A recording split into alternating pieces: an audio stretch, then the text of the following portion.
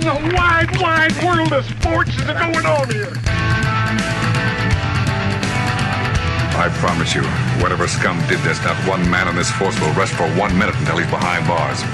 Now let's grab a bite to eat. Yeah, come on. I feel the hot wind on my shoulder and the touch of a world that is older. I hit the switch and check the number. I leave it on and then I slumber. I hear the rhythm ringing through it. Flamenco guitar and cumbia music. I hear the talking of the DJ. The devil listen, what does he say? I'm on a Mexican radio. I'm on a Mexican world radio. Broadcasting live from high atop the J.P. White Building in downtown Roswell, New Mexico. It's Mornings with Mike Winters on 106.5 Roswell's Talk FM. Is that what I sound like when I talk? Now, here's your host, Mike Winters. And good morning, one and all. Welcome to Mornings with Mike Winters. I am he. That would be me, Mike Winters. Happy Wednesday. Made it to the middle of the week. I kind of dig it. I mean... Yeah, it's nice this morning. The clouds started rolling in last night. There's a little chance of rain. Now, there was that side of me that was like, okay, now it's the eternal pessimist. I'm like, I see the clouds rolling in. And bear in mind, my forearms are just damp. All day long, just damp. Constant hotness. Constant sweating. So I see the clouds rolling in. I'm like, oh, great. More humidity. Because it's not going to give us rain. I know it's not going to give us rain. They're saying isolated showers possible. It'll rain somewhere, just not where you're at. Just not here. Yeah. The methane bubble over Roswell strikes again. But the clouds have been nice. Yeah. And we do have a slight chance of rain this morning, actually. That's if you saw the clouds out this morning. But yeah, there's a little bit of a chance of rain today. So which means it'll if we get anything, it'll spring open for 10 seconds and then just nothing else. We're still gonna be that'll cool things down. There you go. So they're trying to keep the glass half full. The high is still 106 today. Shut up. Just wanting. You don't always have to say the thing. You could just let the thing be the thing. Well, I have to say the thing, otherwise people are going to go around thinking it's going to be, cooler. We're just walking down the street, rainbows, lollipops, and flowers everywhere. It's 150 out. You're like, can you join this cool weather? It's really cool. It's literally the meme where the dog is sitting in the room that's engulfed in flames, and he's sipping the coffee, and he's like, "This is fine." Yeah, but so they're saying there's a chance, but enjoy it. Maybe we'll get a nice little shower this morning. That'd be nice. If nothing else, just some natural sunblock would be nice. That'd be good. Yeah. But because I don't know if you know this, but the sun is a deadly laser.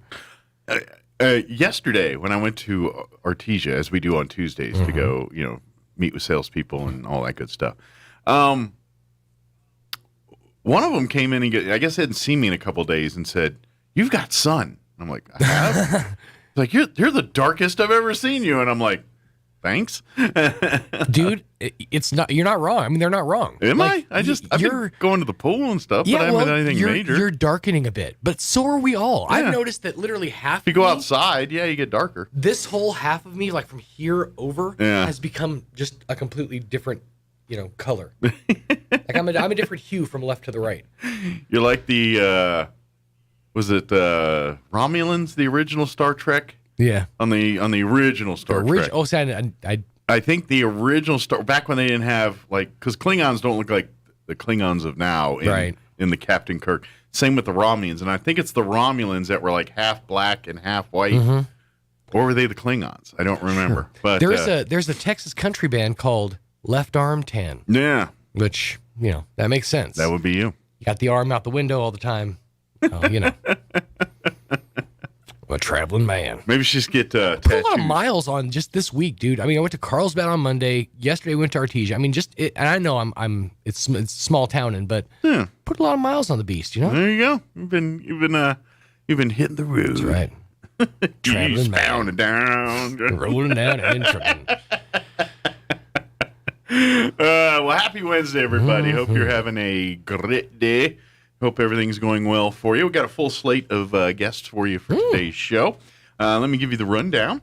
This hour, about 7:15 or so, we're scheduled to have John from Oasis Computers join us. He pops in once a month, gives us the update on what's happening in the tech world, and talks tech. And he talks tech real good. Yeah. Sorry, I just like doing that. Always but fun. John will join us here in just a few.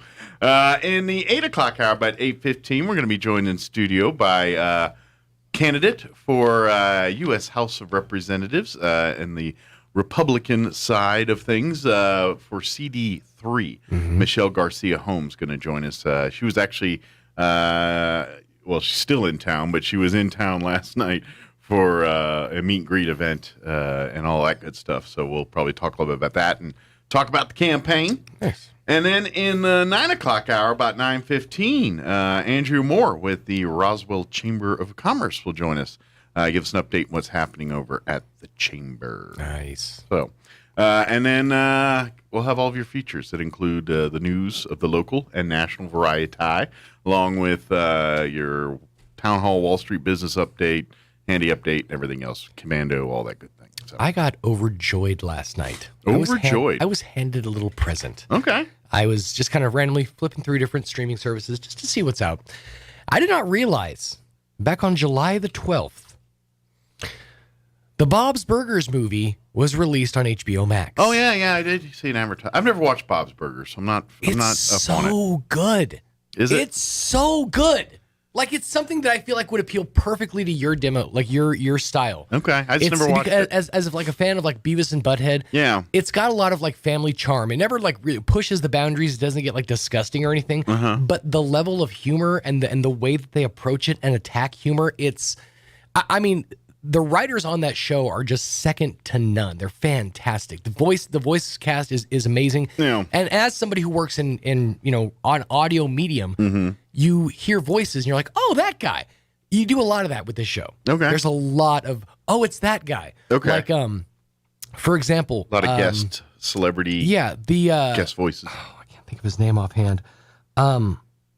What's the name of the white dude from Wild Wild West? Kevin Kline. Yeah, Kevin Kline. Kevin Kline is the landlord on this show. Just randomly. Like, when's the last time you heard it from Kevin Kline? I love Kevin Kline. It's because he's been hidden doing Bob's Burgers voiceovers. But the movie is so good. His wife is famous. And to top it off, like as if they weren't like handing me a gift to begin with, it's a musical. Oh, really? Yes, and a good one. Like, it's a musical that pokes fun at musicals, which I mean, you gotta love it. Nice. You gotta love it. So, Kevin Kline is married to somebody famous. Is he? I gotta look that up. Not Chris Klein. No, Kevin Kline. I know. I get those two confused a lot. But No. Kevin Kline from Silverado and In and Out. I know randomly the one I pulled from was Wild Wild West. But what's the guy that didn't slap Chris Rock from Wild Wild West? Yeah. Oh yeah, Kevin Kline. Right. Who is Kevin? His brother in the movie, his brother, or I guess in the show too, his brother is played by Zach Galifianakis. Okay, who is Kevin Kline married to? All right, there we go. Phoebe Cates, that's who it is. I knew it was somebody famous. Phoebe Cates. Phoebe Cates. Okay. So Kevin Kline is married to Phoebe Cates. Who knew? I knew it was some. I just can remember off the top of my head who it was. So. I hope he remembers. Yeah, it's important. But so he's in it, huh? That's funny. He's in it. Zach Galifianakis, like Sarah Silverman and her sister, who play twins in the show. Yeah. Lauren Bouchard. Most of the female cast on the show is played by dudes, which is always like Dan Mintz plays I think I remember hearing, like I've heard, like I've caught like the end of a show waiting for the next show to come on or something, and then you hear the mom or something, and you're like, that's not a very feminine sounding voice. Some of the most quotable lines of all time have come from her. I mean, him. It's a fantastic show. But yeah, the movie is out now, streaming on HBO Max. Not a sponsor, just had to throw that out there. Good deal. So did you watch it? Oh yeah, in its entirety. Good deal. It's not very often that I'll sit down, and it's funny what will grab my attention. Like people are like, "Oh, you got to watch this. You got to watch this." I don't know. Ooh, Bob's Burgers movie. I'm in. You know how I was preaching for a month? Go see The Offer. Mm-hmm. Now I've got like everybody and their uncle coming to me, dude, I love The Offer. It's so great. It's so great. I'm like, I told you. It feels good to be the source for something like that. I was like, I told you guys, this TV series is amazing. Mm-hmm. Yeah, I've had more people in the last 2 days come up, oh, dude, The Offer is so great. I love The Offer. I got my parents to watch The Offer. I love The Offer. I was like, The Offer's amazing. I'm getting around to it. It's just the problem that I have with it is that The Godfather was never one of my favorite movies. You don't have to be. Okay. You love the behind the scenes of things? I do enjoy that. Then this is all about that. All right. All about it. All right. Yeah, I'm working my way to it. It's got Ribisi in it. You like him? I have to get through a stack of animated musicals first. Then we'll get to The Offer. All right, it is 7:15. Let's get you up to date on the weather. I'm meteorologist Steve Hamilton with your Pecos Valley weather. A little bit of moist air working its way into our area today, so we could pick up an isolated shower or thunderstorm by this afternoon. Our high today about 100 to 105. For tonight, an isolated evening shower possible, otherwise just cloudy, and our low in the mid-70s, and then isolated afternoon thunderstorms on Thursday, low 100s. That's your latest forecast. I'm meteorologist Steve Hamilton. Thank you, Steve. Currently 86 degrees here in Roswell. Humidity is at 28%. Winds actually say they're blowing out of the west, 20 gusting to 26, which my weed tree is kind of whipping a little bit outside there. Today, they're saying there's a slight chance of some rain. A little cloudy out there this morning, but there is a 20% chance at some showers this morning. But they say we have a chance of isolated showers this afternoon as well, 20%. Mostly sunny today. It's still going to be warm, 106 the high. Winds will be out of the southwest at around 10 miles per hour. Tonight, with the monsoon rains, there's a 30% chance of showers and thunderstorms. Mostly cloudy, overnight low of 75. Winds being out of the south, 10 to 15 miles per hour. For Thursday, they're even saying a 20% chance at afternoon showers and thunderstorms. Partly cloudy, 101 for a high Thursday. Winds out of the north, 5 to 10 miles per hour. Thursday night, there is a 30% chance of showers and thunderstorms. Mostly cloudy, 75 for an overnight low. Friday, 20% chance of rain, mostly sunny and 98. Looks like winds will be out of the south, 5 to 15. And then for the weekend, Saturday, a 20% chance of showers with a high of 98. Sunday, sunny and hot, high also of 98 degrees. So maybe we'll get a little monsoon moisture out of all this, hopefully. Knock on low wood, do your rain dance, wash your cars, anything of that will help. All right, it is 17 minutes after 7 o'clock. We're going to take a 3.5-minute commercial break, and then John from Oasis Computers will join us on the other side. Don't go away. You're listening to Mornings with Mike Winters. Imagine pool water that is extremely soft and gentle on hair, skin, and eyes. Soft Swim is a chlorine-free sanitizing system by BioGuard. Simple and easy, Soft Swim will give you a crystal clear pool that feels luxuriously soft. Your pool might just become the destination of the entire neighborhood. Application is a breeze, no mixing, no pre-dissolving, and routine maintenance is simple. Come to Mays Lumber Company today, the only dealer for Soft Swim by BioGuard. You can count on Mays Lumber Company. How do you make the most of your land? Shaw does it behind the wheel of a John Deere 1025R compact tractor, as he does everything to make my yard look as beautiful as I possibly can. But the Hubbards use their 1025R because we really are trying to create this homestead. There are millions of ways to make the most of your land. How will you make the most of yours? Nothing runs like a Deere. Stop by Pecos Valley Equipment in Artesia and Roswell, or visit us online at pecosvalleyequipment.com. Hey, New Mexico. Experiencing issues keeping your office technology up to date with these crazy supply chain issues? Well, DSI is here to help. We've diversified our products and solutions to help your business not just survive, but thrive in any situation. Have your teams collaborate and share with high-def video walls and interactive smart panels. With free unlimited support, the fear of any new technology is a thing of the past. Contact DSI today to upgrade your workspace. www.dsinm.com. roswelltalkroswell.com. Well, the biting bugs and the ferocious flyers are out in force, and if you don't take care of them now, you'll be swatting and scratching all summer. Makes me itchy just thinking about it. Hi, this is Jim Gill from Roswell Seed Company. Whether it's keeping the fleas and ticks off your animals or keeping the flies and mosquitoes away from your barbecue, you gotta use the right stuff. And you gotta do it at the right time. So come see us now at Roswell Seed Company, and don't let the bugs tick you off. Get it? Tick.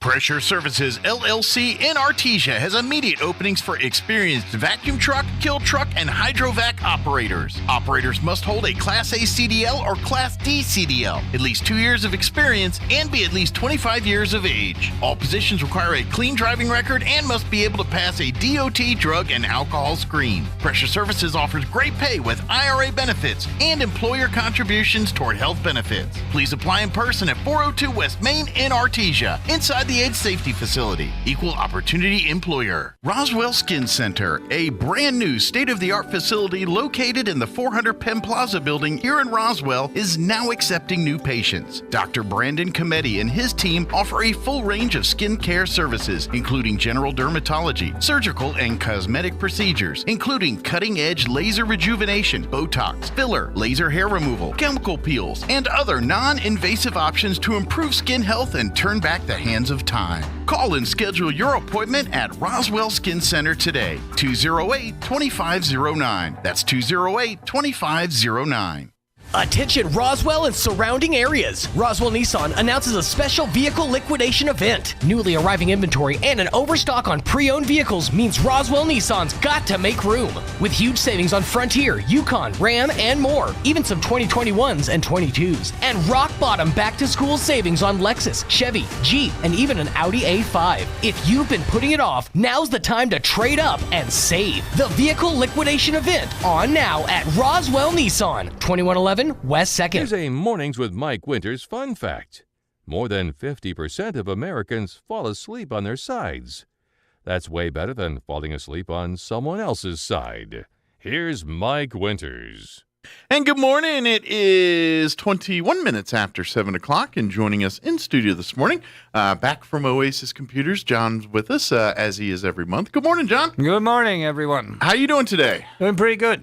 Good deal. Well, for folks that aren't familiar, John with Oasis Computers drops by once a month, and we talk technology and things, computers, stuff like that. And, of course, John can help folks at Oasis Computers, whether you have a computer that is not cooperating with you, or you're wanting a computer built or purchase a computer, or really just help with a lot of technological related issues. John can help with that kind of stuff. So I imagine now that we're in the summer here that you're probably going to start when kids are college and going back to school and college and things. I imagine business will probably pick up with people trying to make sure their computers are ready to go for fall semesters and things like that. So I imagine you'll start seeing some of that now, or you'll get to the point where people are looking to buy new computers for the fall here. Right. And is it still in the COVID world like everything else? They're still hard to get and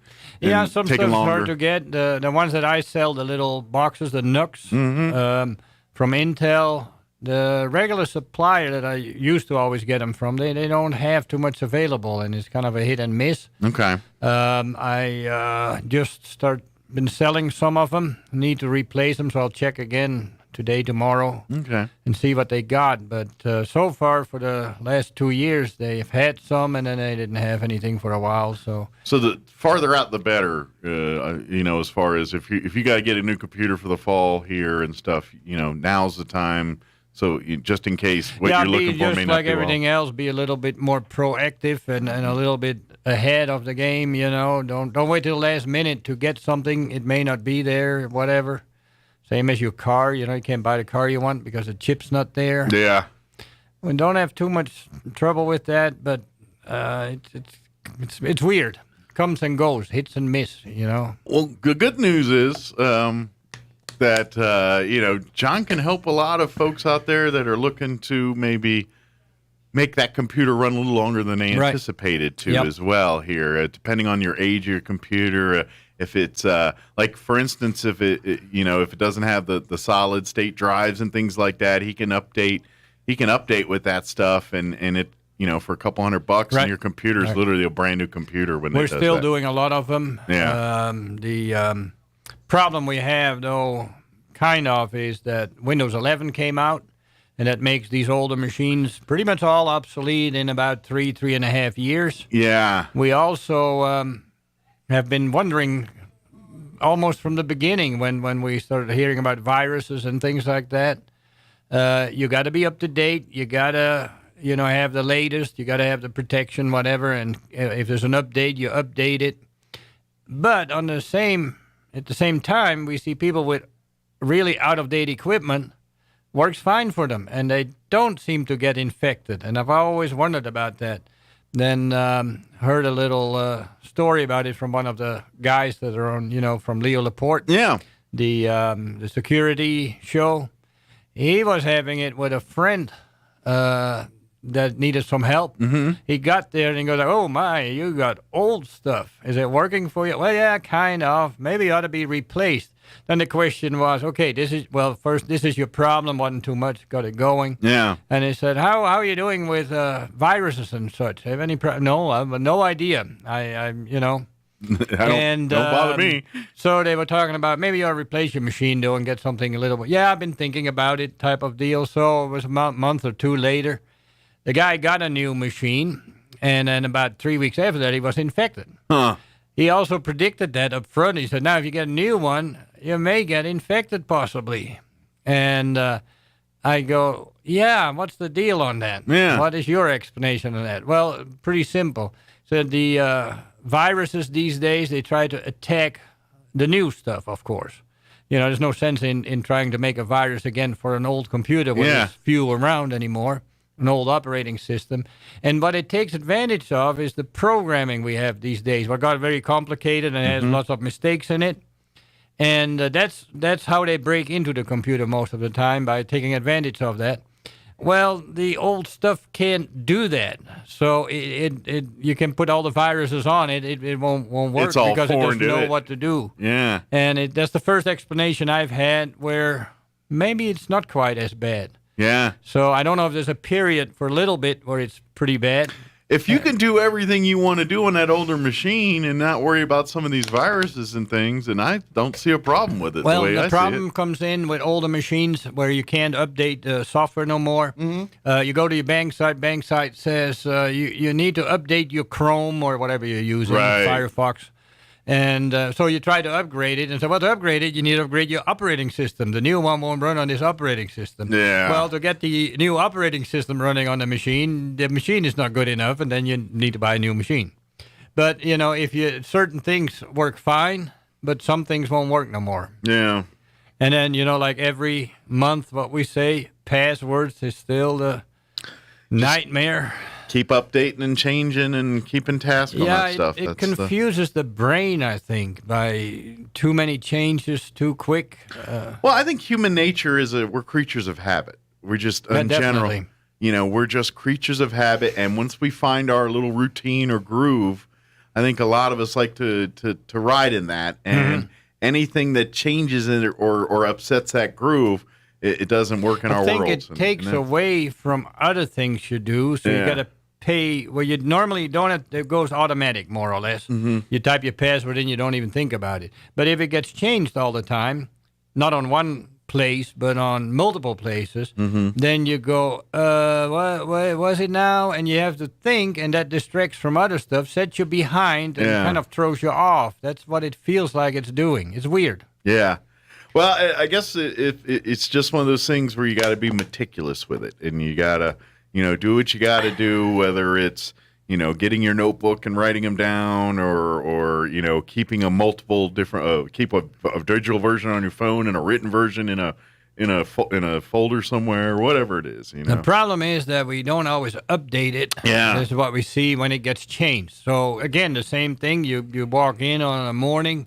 Wednesday morning after Tuesday, second Tuesday of the week update, and then the machine needs to reboot, and then something else happens and say, well, you can't use this password no more. and you get thrown off, and you gotta think again, and then you say, okay, I'll change the password. Okay, now let me go on with work. And then your password book's not updated. Yeah. And you forgot that it was done, and, there's too much involved with it. And part of it, too, is we got so many other convenient ways of accessing things now that we don't use that password anymore. And since you're not constantly putting it in, you're not remembering it because and we've had that conversation about the pins, the fingerprint or Face IDs or any of that stuff now. People come in and say, "No, I don't have password." It goes in by itself. Yeah, there's all those attached to a password. Yeah. And another reason where it gets lost. Then we get the PIN number, like you just mentioned.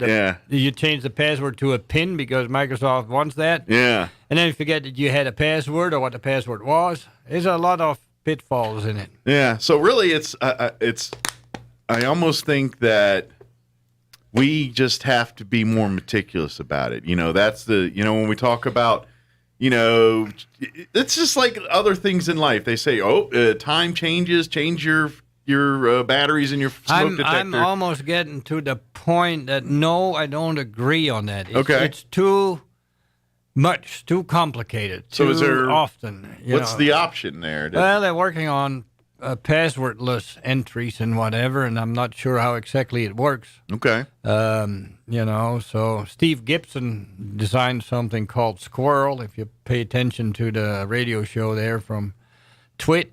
Okay. And then, again, the security show, he built something that seems to be pretty good, but it doesn't seem to get any traction. Other places are working on it, and don't ask me how it really works. I don't quite understand, but yes, we know it's a problem, and we're doing something about it. But what, where, and who, and then you got need to have everyone on board with the same system. Yeah. Because otherwise you got a problem again. This bank uses system A, and that bank uses system B, and Google uses system C. That then it's too split up again, too torn up. Well, and who knows? Maybe it's something where, like you said, getting rid of that password altogether because, and right now, all the facial recognition, the thumbprint, and all those convenient ways of accessing something quickly still are tied to that password. So somehow they've got to separate it so these security measures don't tie back to a password. That is, your password is your face or your thumbprint or whatever it is. Right. And so how do you do that? It's probably getting back to all the things that people don't want. The system and barcodes and all that stuff. So who knows where it goes in the future. And another thing is, how much do you use it? Mm-hmm. Every day you check whatever place you're checking up on, the bank or something like that. And that one's not a problem. Mm-hmm. And then you do something else once every half a year or so. Think government website where you need to check up on something. Oh, man, I did that last year because I had what did I use now? So the password manager has helped a lot. And I'm not sure if it makes much difference which one you use. I'm using LastPass at the moment, but there's a free one, too. They've been advertising that. Okay. Can't recall the name right off. Listen to the radio show from Leo Laporte there. They mention it on and off. And of course, Leo, which you can hear on the weekends here, right on the radio. I believe if you go to Leo's website, he's got a list of all the different. Yeah, there's all kinds of stuff up there. The products and things that they talk about on the show. If I think of it, I'll let you know. But okay, I can. But is it one of these things where you get what you pay for? So, like you said, there's a free one. This one is supposedly free. Okay, and very good. And I think commercial wise, I think you pay some for it. Okay. But it's open source and whatever, and don't know how it gets funded, but they're pretty hyped up about it. Okay. I'm guessing is it like when it goes from paying to free, do they store up to a certain number of passwords and then it's no, it is fully functional, I understand. Okay, cool. Good deal. So and nice, it's I like that. Open source meaning that anybody can check up on how it's done. Okay. So if there's a mistake made or a flaw in it, then more and more chance to find it. If you compare it with a company that makes its own and makes money with it, they have that under lock and you can't really tell what's happening. Proprietized right, stuff. Right. Yeah. Which is really, I think that's the biggest headache in the computer world we have today is because everybody's got their proprietized stuff. And for the average schmo that's just trying to get on the internet and do something, that can really you know what I mean? Where it's like, okay, I can't even watch this video because the Java's here doesn't sync with the Apple thing here and all that. So we also, what I keep running into, Microsoft on Windows 11 Pro activates the BitLocker, what's the encryption on your machine, automatically. You have to now not turn it on if you want it. You have to turn it off if you don't want it. Okay. But sounds great because it's much safer. You know, if the hard drive gets out of the machine, somebody gets it, whatever, they can't see it unless they have the BitLocker key. Okay. The problem that I run into with everybody has been in so far, that they have a problem with the hard drive, whatever needs to be done, doesn't want to boot up. Okay. And then you take the drive out of the machine, hook it up to another machine, and you got, I can't see nothing. I need the BitLocker key. Of course, you turn around and say, what's your BitLocker? What? Yeah, they don't know. No, it is a blank stare, and it's a bit. I don't know. So if you can't figure that one out, then you lost all your stuff. So it's now almost like, let's be a little less secure so anybody can kind of see our stuff, but we can too. Yeah. If you know what I mean, Yeah. You can get to it yourself. We don't want to make the security so good we can't access our own stuff, and that's where it's getting to a point. We had the same thing with RAID drives, multiple drives hooked up. If one quits, you got, But most people don't put the full RAID in with how many? 5 drives or something like that. They just kind of use 2 drives, and then it makes it faster, for instance, or whatever. And one goes out, and you still don't have anything. You have also a RAID that writes to 2 drives at the same time, the same thing. Well, the dairies out there, early on when we first got in business, we messed with that some, and we thought it's great to put RAID in it, except what those guys did is if one drive goes out, when you turn the machine on, it says briefly, there's a problem with your drive. And then it sits on the screen for a minute, just on a white text on a black background. Yeah. When the machine first starts up. And then it takes, like 30 seconds, and then it goes on. Right. And, the guy using it there goes like, huh? Well, I don't know what. Oh, it goes on. Oh, okay, great. So then the second drive goes out.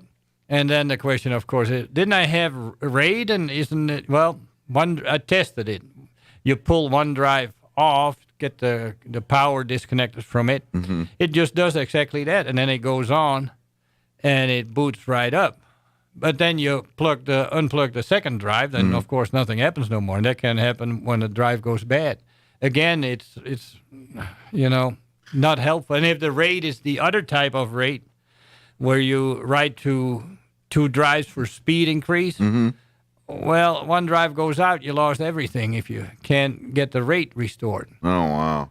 And then, this, of course, happens 6-7 years in, when that controller that the RAID is hooked up is not there no more and not valid. You can't get one or whatever, so you can't get it going again. Interesting. Yeah, it's you got to really have backups. This leads to you got to have backups of your stuff no matter what. Of course, a lot of this, too, is this is all new technology and new territory. So every time you go do that, there's going to be these kind of problems. And this is really the computer age in a nutshell, Everything that's being done is a lot of times stuff that hasn't been done before. It's in theory and things. So when we start thinking of these things and they don't work, there's evolution with every product. The first time someone invents something, it's not the polished, amazing gadget you think it is. There's an evolutionary process that goes to what you see, that smartphone in your hand that you're doing today. That didn't squirt out that way. It was an evolutionary process of many failures and that's great, but now it creates this problem. How do we fix that problem? And so the computer age is that. I mean, that's a series of that. We're not all on the same page. People developing this stuff are on the front line on it. Yeah. And they look at something that we use like, oh, that's getting old there. Yeah. But people that are even slower in upgrading whatever, they use older stuff even, And, then they need to switch to newer, and it's just hard to do, doesn't work. And some people have no idea what has changed. Most of the time it shows up when I can't get in the bank. It says I need to update my stuff, and then, you get the machine in, you plug it in and go, I guess it makes sense. Yeah. You're running Windows XP. Well, it's even like if you look at the Wright brothers, this inventor of the airplane, the ones we know is, do you think they're the only ones in the world that were sitting there trying to make an airplane? No, there was lots of people all over the world doing the exact same thing the Wright brothers were doing. They're the ones that got to success first. There was a bunch of people in Europe doing the same thing, and the glider versus other technologies. That's now our computer age. We've got those people doing these things and pushing the next level of what we can expect from computers and technology, and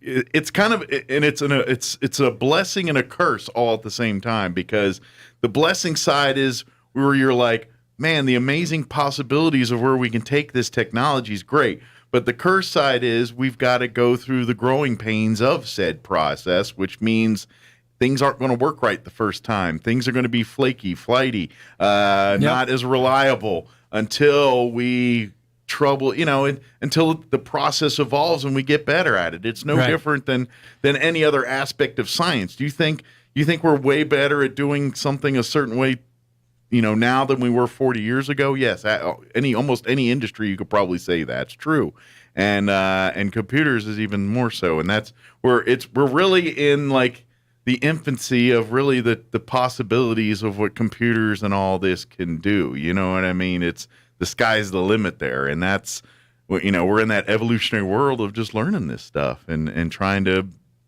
break barriers. As I'm listening to you, learning. From the problems we, I guess, generate, maybe. I mean, think of the hacking into the computers where they steal the data, lock it up, whatever they do. And when this was made, the people making this, that was not on their radar. So then other people come along once you got it in place and say, hey, I can break into that or extort money out of them, whatever the reason is. So then we learn that there is more to it than what we just thought, and we need to take action, just like a house. You build a house, you put doors in it, and they just not lock but close. Sure. And then you just open the handle and you walk in. That's great. Oh, wait a minute. Anybody can walk in. They took over my house, so we need to put a lock on it. Right. So we're learning all those things and what to do about it. And then what I understand is that some of the stuff is really hard to fix, because the way we started on it. We started on it wrong, and now everything is relying on it, and it can't easily fix it. Gotcha. You would have to replace everything. So those are the things we're running into, and and then the constant change. It's I have not too much trouble with it, but it's getting to the point that some things maybe leave them alone a little longer. Well, I mean, there is the schools of thought of making money, but at the same time, pushing to, so yeah, you got people trying to advance the tech, but at the same time, Dell and Gateway and all these others, they got to sell you the next model of computer to stay profitable. So well, what I see is it's no different than smartphones and everything else. It's like the iPhone 12 now has one more stronger camera, and it's like it does the same thing. It gets to the point that it doesn't matter anymore. Yeah, exactly. No, but as we move along, I think that what happens is that we get an item out. We don't know how to operate it. We learn how to operate it, and it takes us a while to learn it somewhat. And then we have a period of, oh, you can do that too. Oh, great, I didn't know that. And then you get the period where you're comfortable with it, does everything you want. You don't do with it what you don't want. You may be different the way I use it than you use it. Sure. It works fine. But in the meantime, they're working on new stuff. So depending on when new stuff comes out or your stuff gets updated, where are you standing in that process of learning how it works? If you barely just got your grip on it, how it works, and then they change it, You got to relearn again. Well, yeah. Now, once you get at the end of the process and you're really comfortable, you go over there and get something new going, and you go, oh, that's neat. It does more, or something I can use, whatever. But people are don't have on the radar if they can't work the thing they got yet. Sure. They've got to get the learning curve from what they didn't know before to get to, And so many people know where it is, what to click on, and then it produces the result they want. Sure. But they don't really know why, what, or who. I think if we all had their druthers, Windows would still look like 98, but do everything 11 can do. You know what I mean? Well, that brings the thing with, I don't know who said it a couple of weeks ago. Somebody pointed it out. The Apple OS on a desktop or whatever is still very similar to the one from 10, 15 years ago. Okay. If you use to the one from 15 years ago and you look at the new one, it's sort of the same. Not quite, but very similar. Like in the evolutionary process, you could see that they come from the same tree. I mean, if you hadn't done it for 12 years, so 12 years ago you used a Mac, right, and now you step into a brand new one, you go, oh yeah, I remember that. It goes up here, that's there, and yeah, so pretty much in the same spot with the same thing. Okay. If you go from Windows to the new one, especially if you compare 8, if you want to go there anyway, completely different. You know, it sort of is the same, and if you know it well enough, you can see that it is sort of the same, just scrambled around and in different spots. Sure. But if you don't know that and not familiar enough, it's completely different. I keep running into Windows 10 at this point, where people don't understand. If you click on the Start button on Windows 10, it comes up in general, if it's not modified, whatever, with 3 columns.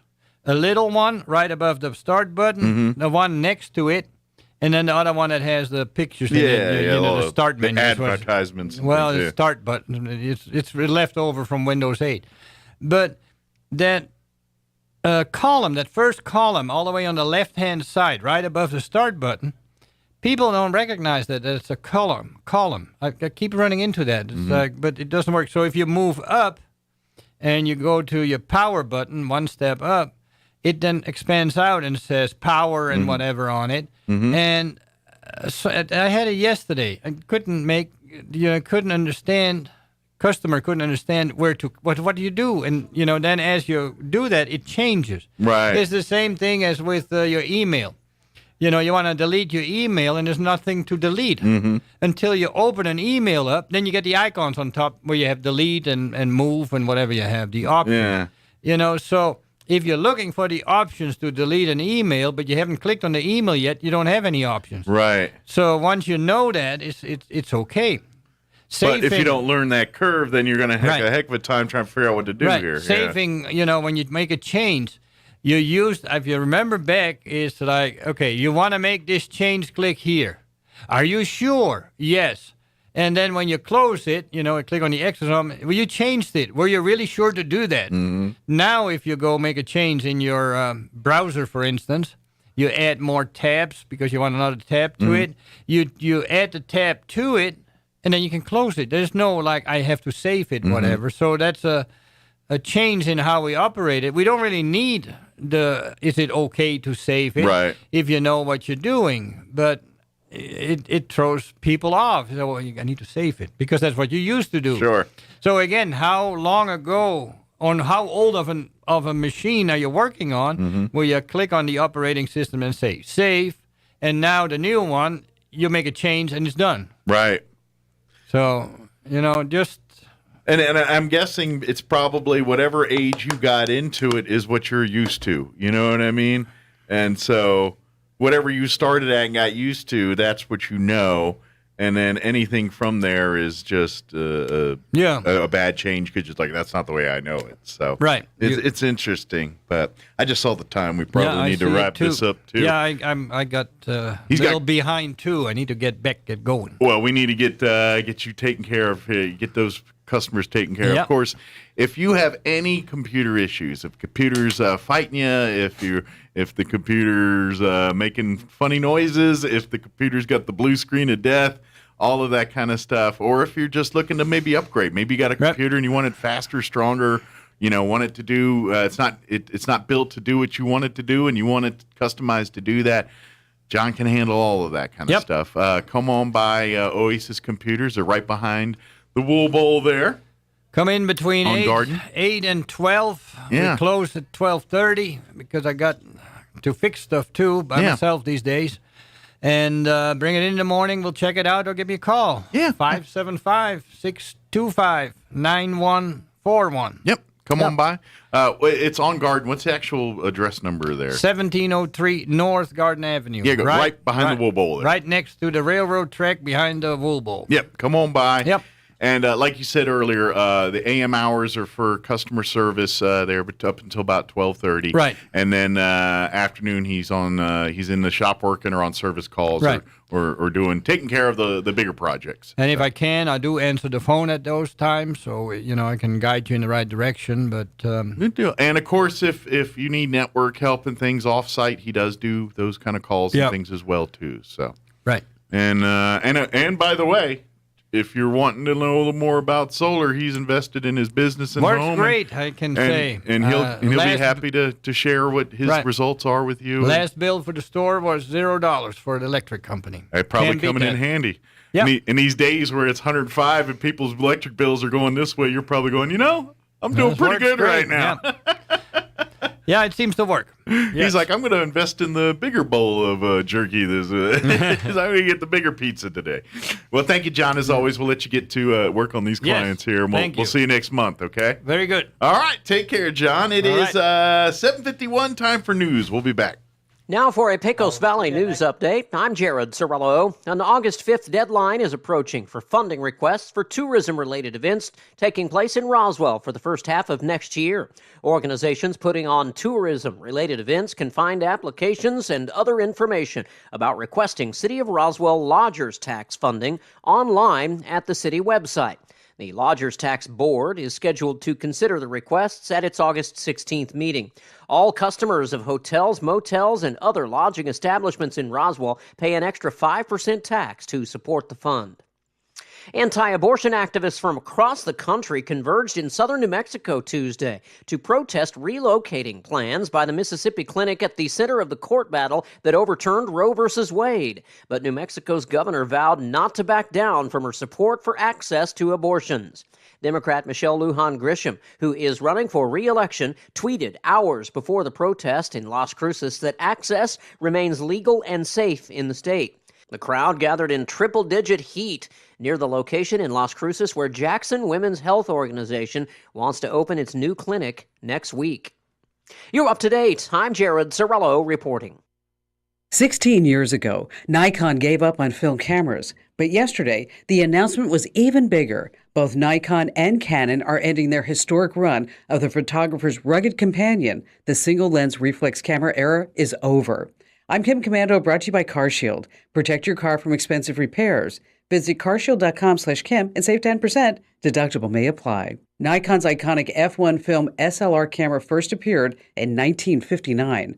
Only the pros or dedicated amateur photographers could afford them. Canon has been Nikon's best competitor, with many pro photographers picking Canon over Nikon's digital SLRs. But yesterday was a watershed moment in the history of photography. Nikon will no longer make digital SLR cameras. From here on out, it's mirrorless digital cameras, an arena where Sony is currently leading the way. But look for Nikon to come roaring forward as it refocuses on the future. I post breaking tech news on my website. That's commando.com. Innovative businesses see every day as an opportunity to create something new. Dell Technologies advisors are here with tools and expertise to help you do incredible things. Because Dell Technologies believes there's an innovator in all of us. Learn more about smart PCs powered by the Intel vPro platform that's built for business. Find tech that's right for you by calling a Dell Technologies advisor today at 877-ASK-DELL. That's 877-ASK-DELL. Innovative businesses see every day as an opportunity to create something new. Dell Technologies advisors are here with tools and expertise to help you do incredible things because Dell Technologies believes there's an innovator in all of us. Learn more about smart PCs powered by the Intel vPro platform that's built for business. Find tech that's right for you by calling a Dell Technologies advisor today at 877-ASK-DELL. That's 877-ASK-DELL. I'm meteorologist Steve Hamilton with your Pecos Valley weather. A little bit of moist air working its way into our area today, so we could pick up an isolated shower or thunderstorm by this afternoon. Our high today about 100 to 105. For tonight, an isolated evening shower possible, otherwise just cloudy, and our low in the mid-70s, and then isolated afternoon thunderstorms on Thursday, low 100s. That's your latest forecast. I'm meteorologist Steve Hamilton. It's time for the Chavez County Sports Report. And we're not done with telling you about all-state selections for baseball. How about for Dexter and Gateway Christian? Both teams had a first-teamer for each squad. So let's wish congratulations to Joshua Duran from Dexter. He was a junior for the Demons. He was selected first-team designated hitter for the Class 3A All-State baseball team. And his teammates were on there, too. Julian Manzanares, only a freshman, second-team infield, and Eric Brock, a senior, second-team outfield selection. In Class 1A and 2A, it was Jace Worley from Gateway Christian, only a junior. He was selected first team in the outfield, and he had some company from his senior Caleb Boggle for Gateway Christian. He was honorable mention for as a pitcher for Class 1A and 2A. The Sports Report brought to you by DSI. Call DSI for all your office technology needs. I'm Eric Butler at Roswell Talk FM 106.5. With the Wall Street Business Report, I'm Bernie Bennett.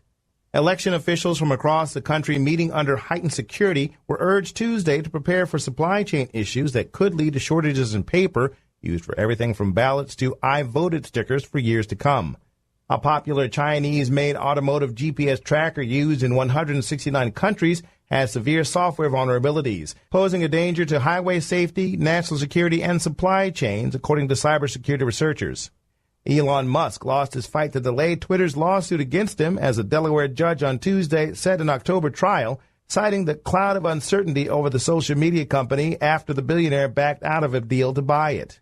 Netflix shed almost 1 million subscribers during the spring amid tougher competition and soaring inflation that's squeezing household budgets, heightening the urgency behind the video streaming service's efforts to launch a cheaper option with commercial interruptions. For the Wall Street Business Report, I'm Bernie Bennett in Washington.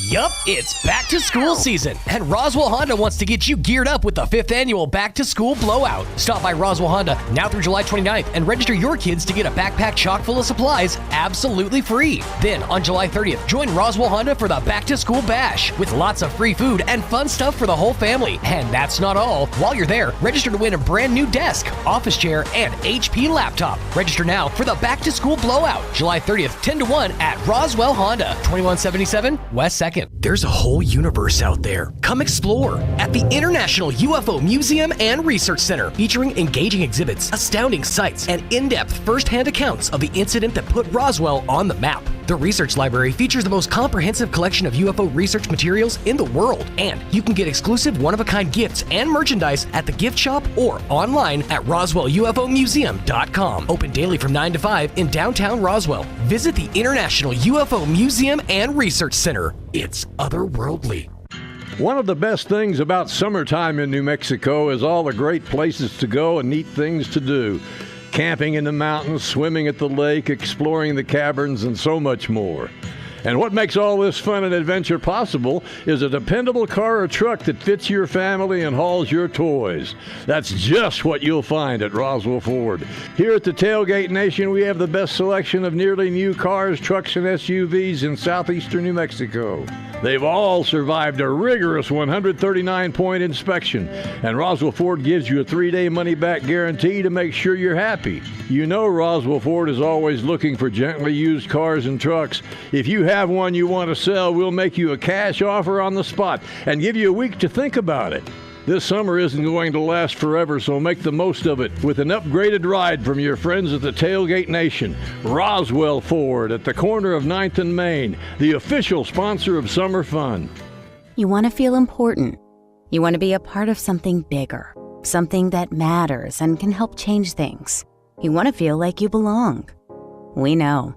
We felt that way too, and that's why we did something about it. We aren't just Army National Guard soldiers. We are normal people just like you. But our part-time service in the Army National Guard means we get to be more. When our communities are in need, we get the chance to stand up and do something about it. We get to serve in our own region and help the people we call neighbors. Whether they are in the mountains of New Mexico, the plains of Nebraska and Kansas, the ranches of Oklahoma and Texas, the farmlands of Missouri and Arkansas, or the bayous of Louisiana, we are here for our hometowns. And together, we can make a difference. Take on your legacy. Visit NationalGuard.com to find out more. Sponsored by the New Mexico Army National Guard. Aired by the New Mexico Broadcasters Association and this station. Your home for Sean Hannity in Roswell. 106.5 Roswell's Talk FM. KEND, Roswell, New Mexico. News this hour from townhall.com. I'm Rich Thomason. President Biden facing pressure from the left to declare a climate emergency. It would empower him to reallocate federal funds to fight climate change without congressional approval. The White House dashed hopes for those anticipating a climate emergency declaration. Everything is on the table. It's just not going to be this week on that decision. At Tuesday's White House briefing, spokeswoman Karine Jean-Pierre said the prospect of issuing a climate emergency in the future is still on the table. Pressure on Biden to take action intensified after Senator Joe Manchin of West Virginia pulled out of negotiations on climate legislation last week. Additionally, the focus on climate has heightened amid a searing heat wave that's blasting Europe. Mike Gracia, Washington. Democratic bill, the Respect for Marriage Act, winning approval in the House, spurred by the Supreme Court ruling overturning Roe v. Wade. Proponents claim the legislation would safeguard same-sex and interracial marriage. The election year roll call was partly political strategy, forcing all House members, Republicans and Democrats, to go on their record with their views. The measure is almost certain to stall in the evenly split Senate, where most Republicans would likely join a filibuster to block it. That's correspondent Norman Hall. Former President Trump applauding the outcome of the GOP gubernatorial primary in Maryland, while among the Democrats, no winner declared just yet. Dan Cox, a conservative Maryland lawmaker endorsed by former President Trump, wins the Republican primary for Maryland governor. Cox will face the winner of the Democratic primary in the November general election. Democrat Wes Moore, an author backed by Oprah Winfrey, had an early lead Tuesday night. Tasha Stevens reporting. And on Wall Street, stocks are mixed. Right now, the Dow is down 118 points, while the NASDAQ trading 22 points higher. And the S&P 500 index, 9 points in the red. More on these stories at townhall.com. Charlie Dombeck here from Key City Capital. As a practicing CPA for nearly 30 years, I have found that 80% of your ability to grow your wealth is dependent upon two factors: taxes and investment performance. At Key City Capital, we improve investment performance by diversifying capital into off-market investment opportunities in passive rental real estate and alternatives like asset-backed lending. We recover dollars that clients unnecessarily pay in the form of income taxes, creating a lifetime annuity of savings. We are a sponsor of passive, affordable single and multifamily residential rental investments, which are located in Sunbelt landlord-friendly states. These investments are the top choices in a rising interest rate and inflationary environment. They represent a store of value, protecting your capital from market volatility. Learn how we at Key City Capital can help you ultimately grow your wealth rapidly. Connect with me at keycitycapital.com or give me a call at 817-912-1569. Lawmakers in Sri Lanka have chosen a six-time Prime Minister, Ranil Wickremesinghe, as the country's new president. Lawmakers thumped tables after choosing Wickremesinghe as president to succeed the ousted leader Gotabaya Rajapaksa, who's fled the country, in a vote that risks reigniting political turmoil in the troubled South Asian island. Wickremesinghe's unpopular with voters who see him as a holdover from Rajapaksa's government. Namal Jayawira, a human resources professional, reflects the view of many. People are struggling. They can't have food. They can't have kerosene. They don't have gas. They don't have diesel. They don't have petrol. Other protesters chant, "Go home, Ranil." I'm Charles de Ledesma. Britain's record-breaking heat wave disrupting travel for a third day. News and analysis at townhall.com. A man working on a popular TV series has been fatally shot in New York. It is a real-life crime at a filming location for a show that usually deals with stories that are ripped from the news pages. Police say a New York man working on Law and Order organized crime was shot to death in Brooklyn. The victim, Johnny Pizarro, was found suffering from multiple gunshot wounds to the head and neck. He was taken to a hospital where he is pronounced dead. Police are investigating and at this point have not released information on suspects. NBC is confirming the death of the crew member, asked for privacy for the dead man's family, and says no filming was going on at the time of the shooting. I'm Oscar Wells Gabriel. In Major League Baseball, the AL does it again. The American League winning the All-Star game, defeating the National League 3-2, was the American League's 9th straight victory in the Midsummer Classic. More on these stories at townhall.com.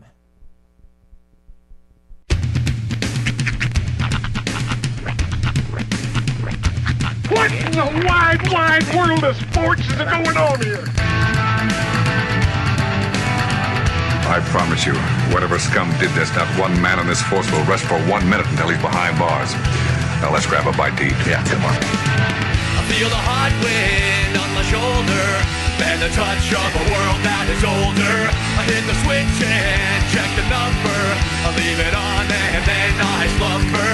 I hear the rhythm ringing through it. Flamenco guitar and cumbia music. I hear the talking of the DJ. The demolition, what does he say? I'm on a Mexican radio. I'm on a Mexican radio. Broadcasting live from high atop the J.P. White Building in downtown Roswell, New Mexico. It's Mornings with Mike Winters on 106.5 Roswell's Talk FM. Is that what I sound like when I talk? Now, here's your host, Mike Winters. And good morning. It is 6 minutes after 8 o'clock. Welcome to hour number 2. Los Dos. Oh, Mornings with Mike Winters, right here on 106.5 Roswell's Talk FM. Happy Wednesday. Hiya. Hope it's a good one for you. I'm not going to lie. It's nice to wake up to the clouds and not the scorching of the head. Yep. As soon as you walk outside, none of that going on. I took a quick stroll just a few minutes ago, and yeah, it's it feels like like Earth again. Like not like we're like walking around on the surface of Mercury. It actually feels like Earth, which is it's nice, Well, we did choose to live in New Mexico. Yeah, so, I mean, well, there is I chose some a of that dry going climate. Okay, I didn't expect forearm sweat to the level I've been experiencing forearm sweat. Yeah, well, we get everything in extremes. The other thing, and I never thought it. By the way, I'm doing the whole Wilson from Home Improvement. I kind of thing. like it because all I see is like your eyebrows and a hat. Right. It's like it's what was that? Hello, neighbor. Brooks was here, but no, it's very reminiscent of like when I was younger. Like temperatures that are favorable. Like I'm used to not dying every single day. It's nice. But the other thing is getting older. This is one I lost my train of thought and I was trying to get it back. So I kind of took a little walk around there. But getting older, I'm realizing with my thinning hair, I need a scalp sunscreen. Yeah. I never realized that was a thing before. Like I have to like how do you deal with that? I guess I hate to block hairspray. I don't know.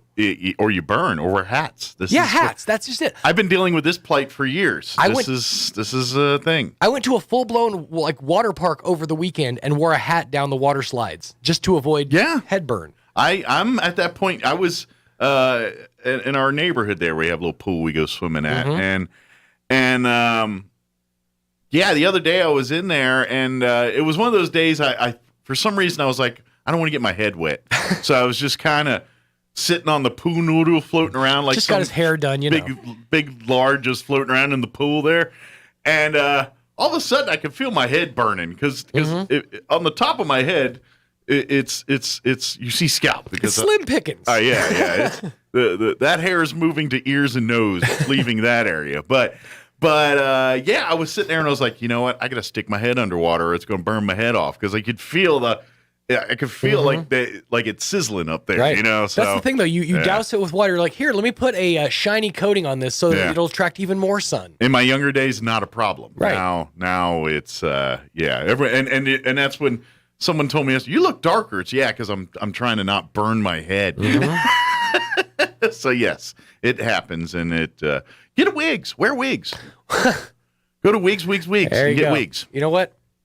Okay, I'm trying to figure out which one would be the right one for me. I say get a couple. Do you go toupee or do we go full blown share? No, I say go Bob Ross. So you're thinking like the fro. Yeah. Something that'll support like a no beach sun's umbrella. Penetrating through that. See, I like that. I like the idea of a hairstyle that can also support a parasol. That feels, fun and practical. Plus, you got another place for your keys and your wallet and stuff. So random bits of food, whole rotisserie chicken. You never know when you might need something. And some sunblock. So anyway, in case that don't work out, then just invest in a hat, I guess. We're not going to do this the whole hour. No, we're not. So please don't leave. No, wait, hold on. We got good stuff coming. Yes, we're going to have Michelle Garcia Holmes join us here, Republican candidate for House of Representatives here in CD1. Yes. I'm not going to lie. Since they've redistricted here, all I've really had to kind of keep track of is CD2. Now I'm 1 and 3, and I'm like, I'm getting 1 and 3 mixed up sometimes. I'm like, 3, 1. No, it's 1. No, 3. But it's 1. All right. Yeah, I'm in 3. See, I found out. I thought I was in 1 when this all moved around. And then I got my voter registration card a couple months ago, and I'm in 3. Really? So I went from 2 thinking I was in 1, but I'm actually in 3. I'm so confused right now. Well, a lot of you are. So hopefully, if you have questions about this, go to the clerk's or go online to the clerk's office. There is a link on the clerk's website that you can go to the New Mexico State, and I wish I remembered off the top. I just know there's a link at the county website with the clerk. But you can go there and see your entire New Mexico voting history. I need to do that. It'll tell you what districts you're in. It'll, from all the way from school district to congressional district and everything in between. And it'll tell you who you voted for your entire life in New Mexico. Right. So depending on how old you are, you'll be like, dang, I didn't realize I voted for Nixon or did I vote for Taft?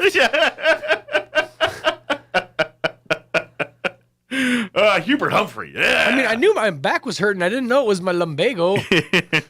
But that's it's available there too. So even if you're just gee whiz curious about who you voted for back in 1997, or if you want to know where you currently reside in your district, you'll find it there. But Michelle Garcia Holmes will be joining us here in just a few, and we'll have a nice little conversation here and.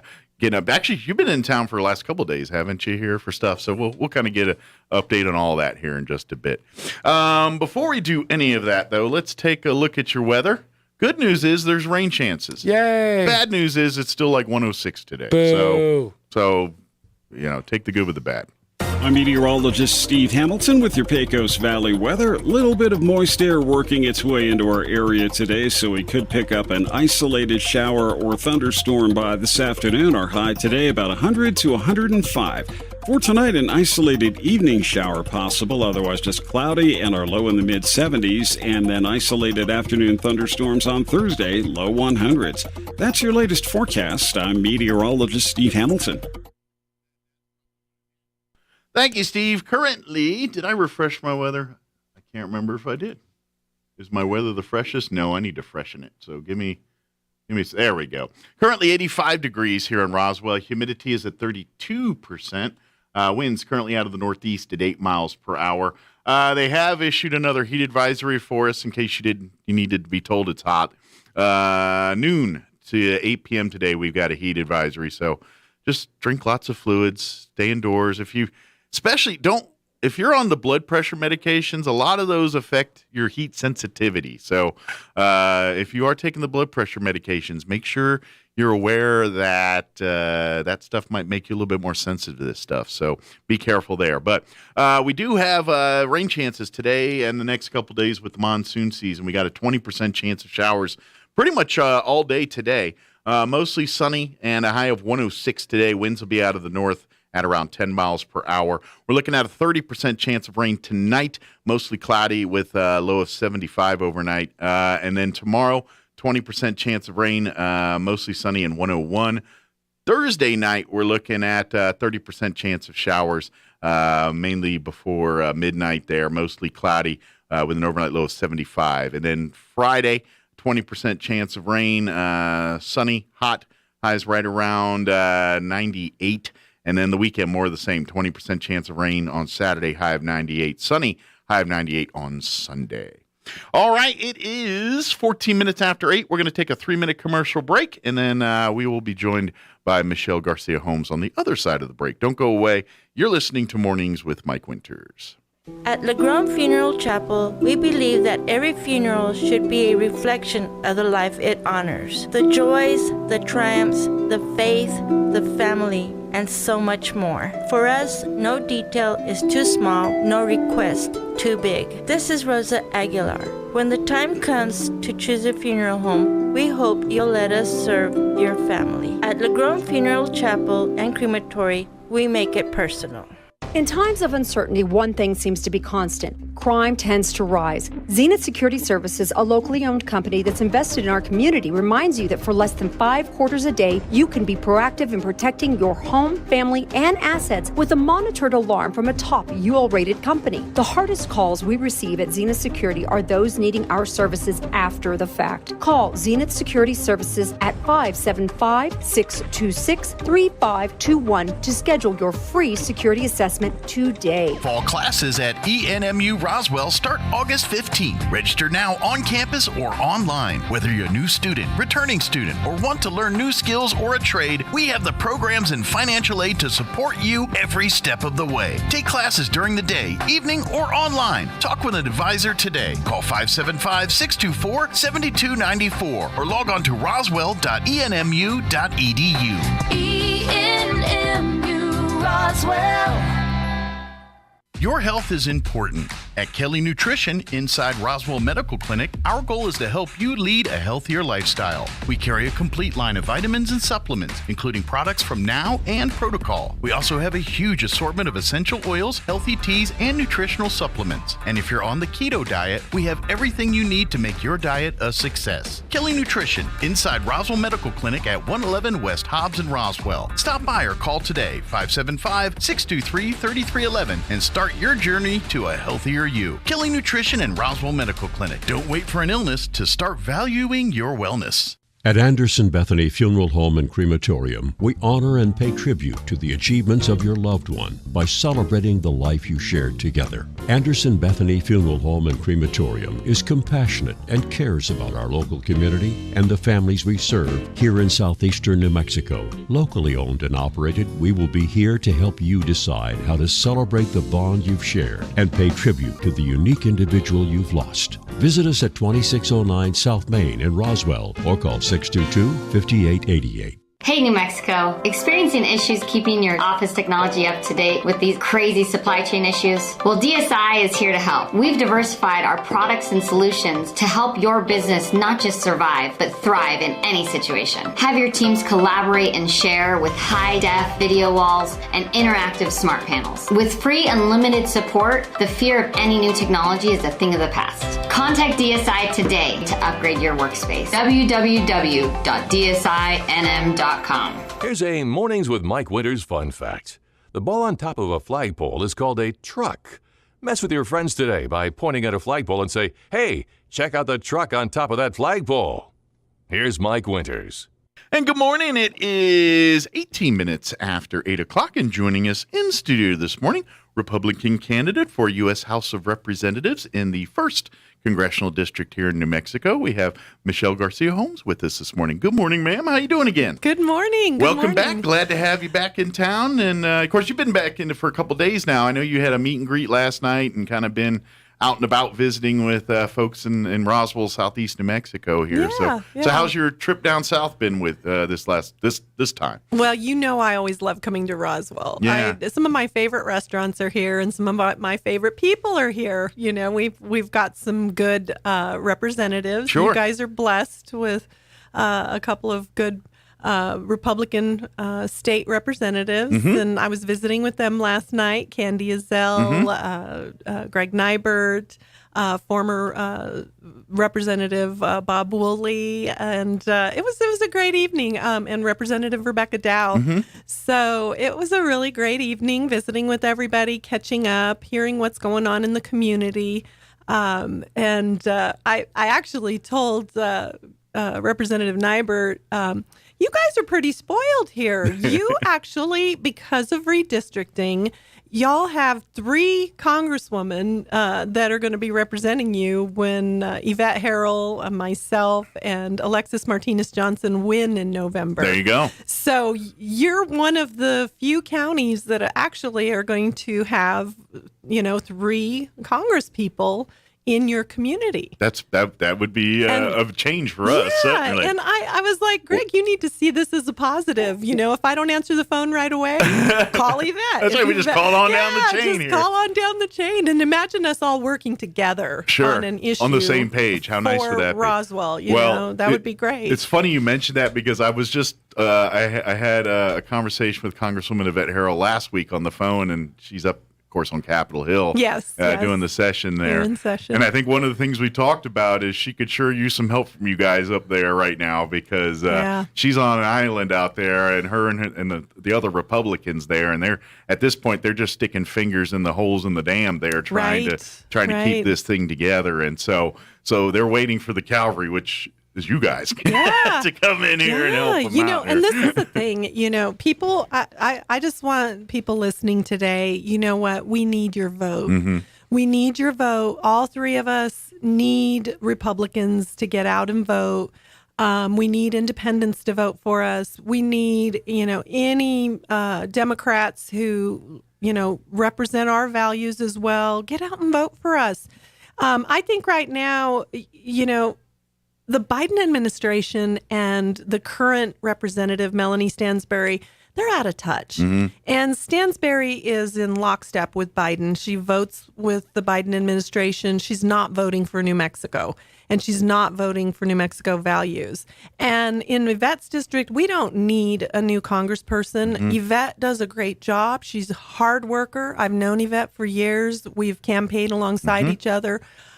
She's a great, great lady. Mm-hmm. And so I can't wait to get together with her. I had a Facebook, the listeners will like this today. I had a Facebook post, and y'all have seen the Joe Biden, with the finger pointed, I did this. Yeah. So I had a picture of Yvette and then I had a picture of gas prices. Gasoline prices are out of control. Absolutely. Biden doesn't know what he's doing in that, respect.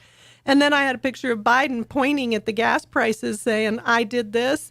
And then Yvette and I are standing next to each other, and we said, we can fix this.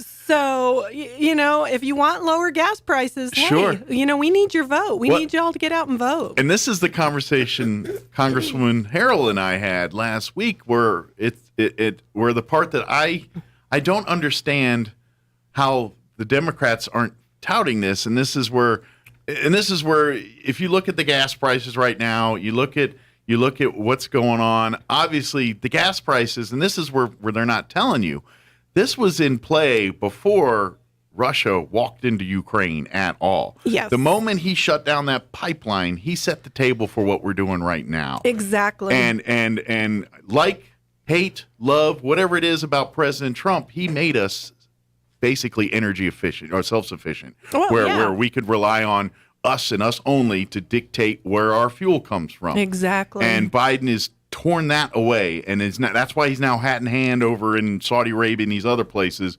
I've seen another Photoshop with him with a gas can standing there, but that's why he's doing this. Yes. But here's my other point. Let's talk to the green people who need to say we need to stop drilling and all of this. But we all know that oil and gas impacts almost every single facet of your life. If you own something or use something that's plastic, yes, you're supporting oil and gas. Right. And let's face it, I I get the all to the party. I'm that too. You know, let's bring them up. If we got cleaner, more efficient ways that are just as financially and viable as oil and gas, and let's talk about those kind of things.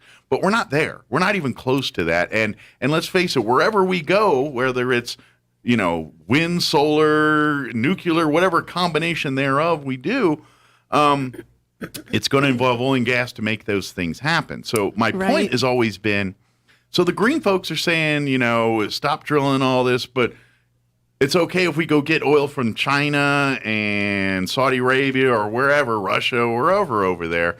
And I'm not 1,000% certain, but I'm almost pretty certain that whatever regulations we have here are 10 times stronger than anything they're dealing with in the Middle East or Russia or China or anywhere else. So the gas is going to be needed regardless. Right. Why don't we get it from the people that are actually responsibly drilling it, not permitting it, producing as much gases and problems and all the things that our people are complaining about? And then, by the way, since we're doing it ourselves, we control the price, we control jobs, we control everything. Now we run our own thing. And by the way, we're doing it in a greener way as opposed to just getting good. This is the part that I don't know why Republicans aren't screaming at every rooftop saying, and Democrats are saying, you know, why are we doing, you know, I mean, this.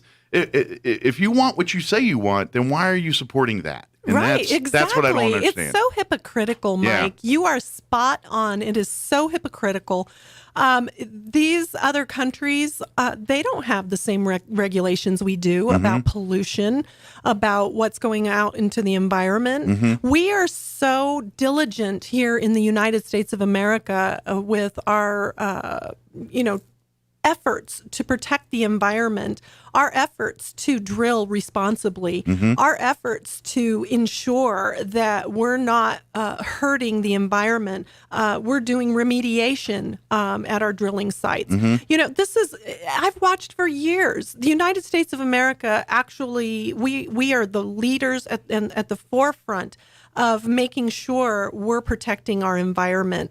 And Republicans actually are leading the charge in that. If you think about it, we're not standing here going, oh, let's pollute the environment all in the name of drilling for oil and gas. Sure. We're not like that. Republicans have been supportive of, you know, remediation, things like that, and making sure that we're being responsible. But at the same time, we are very common sense oriented in the fact that we can make America energy independent. And we worked alongside President Trump to make that happen. New Mexico was third in the nation to help make America energy independent. Why on earth would the Biden administration want to go to China or Venezuela or these other third world countries to drill for gas and oil if they really do truly have an environmental caring shred in their capacity there? You know, they don't. They're hypocrites. This is all lies. They like working collaboratively with countries they can control. Absolutely. With countries that will kick back monies to them. I mean, let's talk about Hunter Biden. Let's talk about the oil and gas that was sold to China. Sure. You know, Hunter Biden's a criminal that should be in jail right now. Let's be realistic. I think Joe Biden actually has some things that we really, the DOJ and the FBI should really be looking into in these realms. Why are they doing that? Why are they selling our New Mexico gas and oil to China? But, I want our oil back. I want it back. Exactly. Right? Because how much are we paying at the pump? Sure. This is ridiculous. They are corrupt. They are not conscientious of the environment. That is just a hypocritical stance, and they're lying to the American people. And this is really the crux in your career politician. When, you know, we talk about, and really Congress is the nest for that, because that's the one area where there's no term limits. Just about everywhere else, governors, there's term, number of limits you can run, but Congress people can be Congress people their whole lives, as long as they're physically able to, and someone keeps electing them. Well, I believe in smaller government and term limits. Yeah, I mean, we need to start moving in that direction. But that sets the table for more of that shenanigans. Like, when you got the Biden family who's been entrenched in, they're professional government politicians. That's their family. Nancy Pelosi. Same difference. All of these individuals have been in Congress for over 30 years. And 30 years. And I get it. We're all supposed to get richer as we get older and, and things, but not on the government dime. You know what I'm saying? And so someone that's not a million, and so those are red flags, and those are things you need to ask yourself. And that's kind of the stuff you're talking about. These, why aren't we doing the things we just talked about? Because of these backdoor dealings and stuff they have with these countries.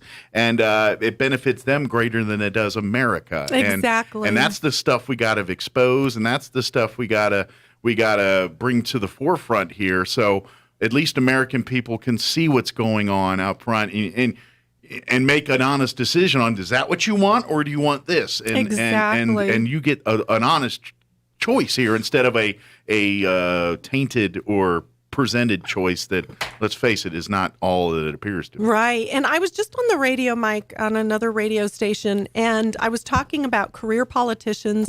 And we've got to stop electing these career politicians. Martin Heinrich, career politician, started city councils in Albuquerque, moved up to this congressional seat that I'm running for now, then moved up to Senate. He is mentoring my opponent, Melanie Stansberry, and they are in lockstep with all of these, Sierra Club, environmental, protection, and the good old boy network of New Mexico. Hypocrisy. Yeah. It's hypocrisy because they are career politicians, and we've got to get rid of career politicians. I'm a wife, I'm a mother, I'm a grandmother. You had a full career in law enforcement before you stepped in the political ring, too. Right. I had a full career in law enforcement, worked all my life, worked hard. I know what it's like to live paycheck to paycheck. They pay law enforcement a lot better now than they did when I first started. So, and I was You needed the free donuts back then. Now, I can buy my own. Exactly. And I raised, 5 kids. And it's like, I had to budget. And our government is not budgeting right now because they have this liberal socialist agenda. They want to be like some of these foreign countries. They've taken us to third world level. When you look at the deals that they're not addressing crime. They're not addressing homelessness. They're not addressing, opportunity. They're not fixing our education system. Come on, guys. Inflation's out of control. Our pocketbooks are empty. We're making decisions. Do I buy food this week? Do I put gas in the truck? What am I going to do? There's no baby formula on the shelves. How ridiculous is that? I mean, these are career politicians who have all of this experience, and they're not getting us to where we should be, right? So it's time to vote them out. Yeah. It's time to vote them out. What have you got to lose? Give these other candidates like me a try. I'll tell you, I know how to budget raising 5 kids. I know how to make a dollar go far, and I know how to unleash our oil and gas industry because this is ridiculous where we're at right now. Well, and the federal government's very much, do as I say, not as I do, because they reign hard on states to make sure they have a balanced budget, and states vice versa to the counties and municipalities and things. Right. But who's the one entity that isn't checked on that and never have it? Is our federal government. Right. Washington, D.C. There's no one, the checks, because, and I kind of blame your career politicians and their, loyalties to party over country, where the checks and balances of the federal government have eroded very much, a huge proportion, I think, since my lifetime here. Yeah, I just think we've seen a steady erosion of that. And that's why these things fall through. It's good to have a little balance. You look at the New Mexico state legislature. It's been so liberal. It's out of balance. Forever. It's out of balance. And it needs to be brought back to the middle. If not, I'm not even saying let's go from all liberal to all conservative. I don't think that would be great either. I think you need that balance. You need good debate, good people making sound, tangible arguments on both sides in those legislative sessions, because that's when the best laws and the real compromise, the real work, the real tearing apart and seeing, all right, what works and what doesn't work. Right. That's how that happens. But when it's all people like-minded thinking the same thing, then if you slightly disagree with them, it's going to be a whole different world for you. Look at where it's gotten us. You know, I think when you don't have a balance, you don't implement common sense solutions. Yeah. Look at our state legislature. Look at what's going on. A lot of our conservatives are really struggling with, they're operating on the defensive all the time. And really, they're trying to do what's right for the people. And then you've got the Democrats with this career politicians with an agenda that their agenda doesn't work. It doesn't work. It's real obvious it doesn't work. Look at what Joe Biden's doing at the national level. Kamala Harris hasn't even visited the border. I mean, come on. Well, and that's why you see approval ratings are all-time low. Right. I think people are starting to get this now. Yeah. It's like, all right, the shine's off the luster here. When are you going to promise all these things you promised us? And we're not seeing that, are we? No, we're not seeing them deliver. But all of a sudden, and I will also point this out. When they do something now, they're going to tell everybody and their uncle about it. If you, like, I'm just a different race in general. But you've seen our governor in this part of the state quite a bit in the last month. When's the last time you saw our governor in this part of the state? It's an election year, Mike. It's an All of a sudden, election she's year. here to fix bridges and everything else. Oh, yeah. When's the last time we saw her? This is my point. The same thing Make with the observations and take note of these things. Yeah, and the same thing with Melanie Stansberry. Every election year, they have their little events. I did a Facebook post the other day. I said, you know what? Democrats have not been delivering, and they've just been delivering crumbs on the table. We want a seat at the table. Yeah. We want the whole place setting. We want to start working on some of our issues. And we saw during President Trump's tenure in the White House, America was just moving so fast in such a great direction. And especially New Mexicans saw that. Business owners here in New Mexico, restaurant owners here in New Mexico. I'm hearing now from restaurant owners the price of cooking oil is 3 times the amount they were paying than when Trump was in office. So, folks, you know, the listeners today, I want them to know you're paying for that cooking oil now because the restaurant owners sometimes have to pass the cost on to the consumer, right?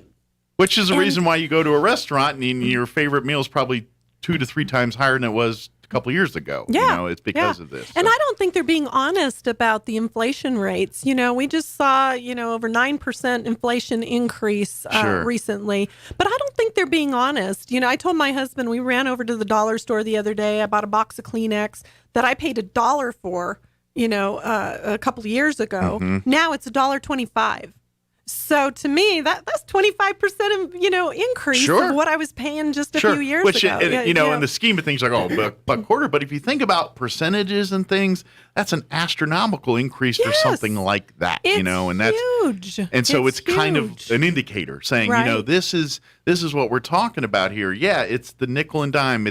And this is the thing that I don't get why people don't understand is when we talk about changing these things or changing the ideology of a place, it's never, ever, ever going to be a big army marching in and saying, planting a flag and saying we're new now. Right. It's going to be what you're seeing today. Slowly eroding, picking, taking away those things to a point where you're like, okay, well, and then 20 years down the road, guess what you got now? Nothing, because they took it all away. The perfect example is our education system. Look at where we're at in education in New Mexico. We're 51st if you count Washington, D.C. We're not even in the top 50 in 50 states. Right. We're 51st if you count Washington, D.C. Golly. I mean, that's the perfect example of what you're talking about. Look at what they've done with the education system here in New Mexico. It's been under Democratic control. They've been throwing money at it. We're up to $27,000 per child in our education system. I believe in school choice, and the money should follow the child. Imagine what you could do with that money, parents out there. If you're listening today, imagine what you could do if the money followed the child, if you had school choice. Absolutely. Imagine then the opportunity that our children would have. I mean, we should be giving them aptitude tests. We should be giving them tests to see what their passion is. And then come alongside our kids and say, hey, you're going to have opportunity because your passion is science. Your passion is math. Your passion is, reading and writing. And get our kids moving in the direction where their passion is. Sure. And imagine their quality of life down the road, what their education would look like. Instead, what we're looking at is Democrats haven't delivered in the education arena in New Mexico. Our kids are failing. They're not graduating. They can't read and they can't write. Sure. I mean, this is egregious. We need to hold Democrats accountable, the Democrat elected accountable with our vote this year. We need to get after it, people, get after it and hold them accountable, because that, to me, is the most egregious thing we've got going on in our education system, is that they keep throwing money at it and we're seeing no progress. We're not seeing our kids graduate. And I really think it's my wife's an elementary school teacher. This is her 25th year teaching. You know firsthand, right? Yeah. I kind of get the feeling that, like you said, they're throwing money at it, but the problem is how they're doing it, how they're teaching, how they're and this is just my opinion. This is just, take it with what it is. I think like the No Child Left Behind ideology really hurt our educational system. And what I mean by that, I understand the concept. I understand we want to give the same opportunity for all kids, regardless of their special needs or genius or somewhere in between, whatever. That I get that. We want to give everyone the same opportunity. However, you can't put them in the same room with the same opportunity is what I mean. Yeah, when you got a classroom full of people that have, because that's what they said, they want to get the special needs in the same room with the people that aren't. And I understand for socialing and all that, that's great. But at the end of the day, now you're holding back kids that have way more capabilities because we've got to wait for the kids that are to catch up. And that's not fair. I'm sorry. The kids. It's not fair to the kids with special needs, because now they've got to struggle and try to keep pace rather than let them go and like you said, excel at those things that they're good at.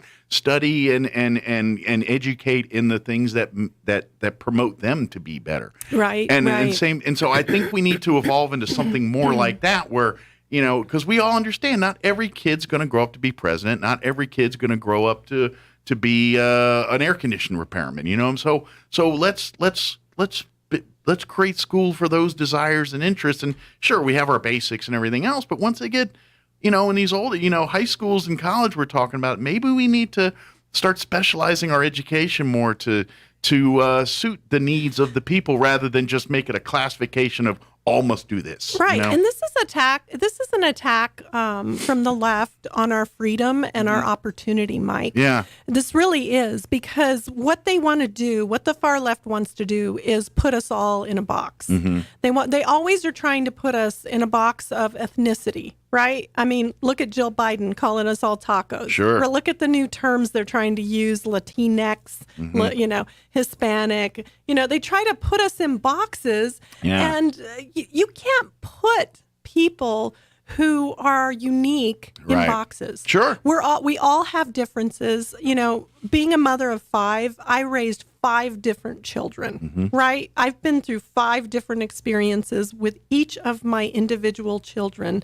And don't you dare put my children in one box. Right? Just, I just don't understand this whole put me in a box mentality, because I like to think outside the box. I like to think about how, we're going to raise each of these individual kids, lead them down a path of success, and give them opportunity for their future to stand strong on their own. And taking kids with special needs, I had a son. I've been to IEPs. I've been to, volunteered in my son's school. I used to work 4/10s and have Monday, Tuesday, Wednesday off when I was in law enforcement. And I would go to school with him and volunteer and stand alongside. I mean, he had a learning disability. It was minor. It wasn't a real big learning disability, but it was a tremendous opportunity to learn about the educational system and see that they try to, you're exactly right. They try to put all the kids in one box. Mm-hmm. And you see all these, 30 kids to a classroom, whatever. And you see all these different kids. They all have different passions. Yeah. They all have different ideas. They all come from different backgrounds. Sure. And that's why I think it's so important to figure out give them an aptitude test, give them a test to see what their passion is, and lead them in that direction. And it goes back to what you were saying earlier about instead of attaching the money to a district, attach the money to the kid. Right. And then follow where it goes. And then in essence, they can do like what you're saying and go to that direction or go that. And so that sets the table for that. Right. And get the government out of the way. The government is trying to put you in a box. Yeah. Absolutely. Get the government out of the way. And I think that's our big problem is we're trying to, it's like the fast food mentality of it. It's like we want to make it all the same and perfect every time. Yeah. But you can't do that with people. You can do it with hamburgers. You can't do it with people. And that's what we're talking about. Exactly. Here. Exactly. I always like doing this because you obviously are getting the tone about Albuquerque thing. I always like to kind of get the finger on the pulse of the rest of the state because we in Southeast New Mexico, we have our ways of thinking. We're a little bit different than other parts of the state. So I'm curious, what's the pulse of up north, Albuquerque, Santa Fe, these areas? What's what have you been seeing? Well, I love this district, and I really love running in this district because I get to come out here to Roswell, and you guys have your tourism, you have your ranchers, and it's a great part of New Mexico to come to and visit with. But this district goes all the way to Rio Rancho. I have all of the city of Rio Rancho, and then it goes east all the way to Santa Rosa area. So it's such a diverse district. Mm-hmm. I have big cities. I have Albuquerque. I have the city of Rio Rancho. I don't have Santa Fe. The Santa Fe County that I have is in the East Mountain area, Edgewood, and that. Gotcha. So that's a blessing. It makes the district more conservative, and that's what makes this district more competitive now. I think we're pretty much at a dead heat when it comes to votes. Okay. If you look at election night in the primary, just as many Republicans came out as Democrats. Yeah. I think there were a handful of more of Democrats that came out as opposed to thousands of Democrats that usually would come out. Sure. So the district is more balanced now.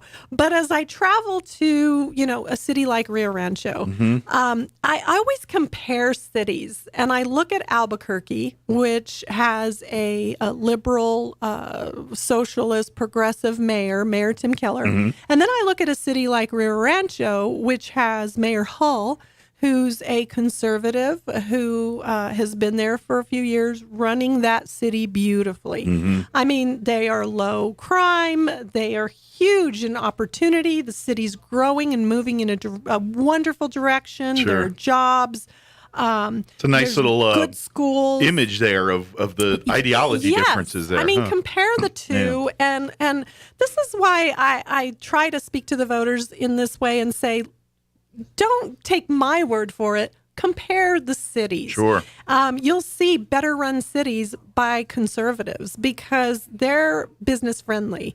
They don't want to regulate as much as, a mayor like Tim Keller. When you look at Tim Keller, what do we have? We're well on our way to have over 100 homicides this year because, I think they're like in the 60s. It's over 60 homicides in Albuquerque this year.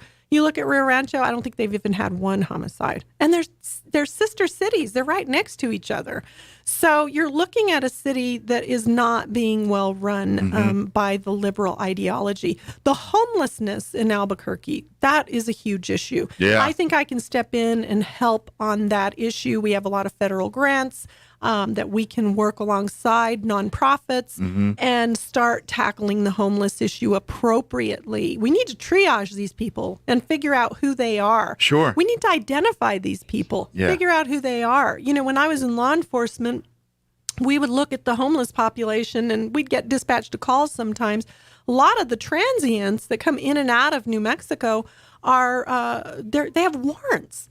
Warrants for a robbery, warrants for rape. They're hiding out from other states. And they're hiding out here because we're homeless friendly. We're people who don't have a place to live. We're friendly to that population. Mm-hmm. I mean, Albuquerque, you drive through it now, there's just a bunch of tent cities, a bunch of encampments.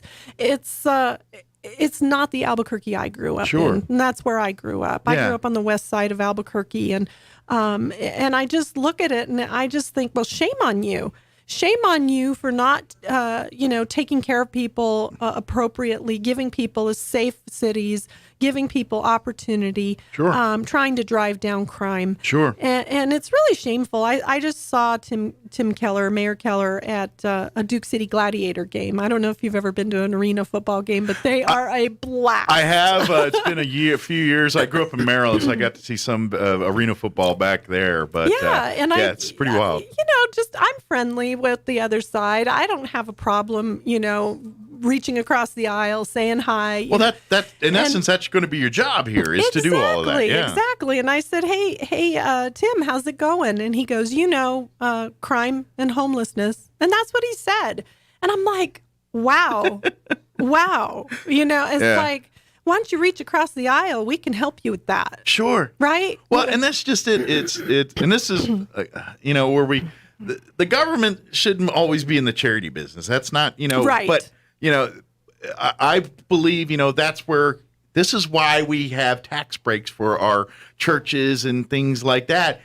The city, my opinion would be the city needs to step off, as far as government official, and then just do what they can to support your private entities in that region, whether it's churches or they have, like we have our homeless coalition, we have Harvest Ministries here, whether it's Roadrunner Food Bank or whatever. Right. Okay, take all that money you're throwing into these programs that are supposed to help and throw it into these private organizations that are actually out there doing the work. Exactly. And let them have, let's get them some actual funds that give them some real guns to do some difference there, and let the people that really want to go and help and have the heart and help them do that, where a government's just trying to put them on one place to another. Right. These folks are going in and finding jobs for them, finding them places to live. If they're having mental health or VA or any of those issues, going in and helping them navigate through that.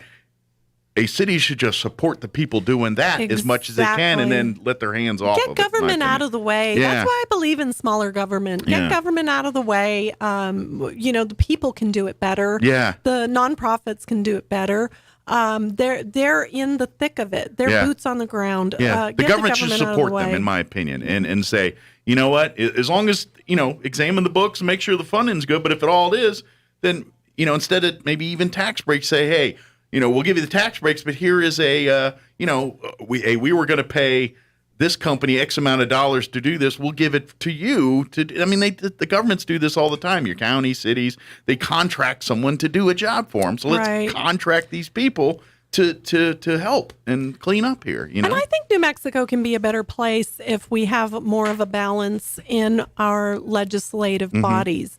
I really believe that we just haven't had balanced legislative bodies for years. And so that's why you have the ideology and the government that you have right now. Absolutely. So it's important. Your vote counts for something. You folks that are listening today, your vote counts for something, and it has consequences.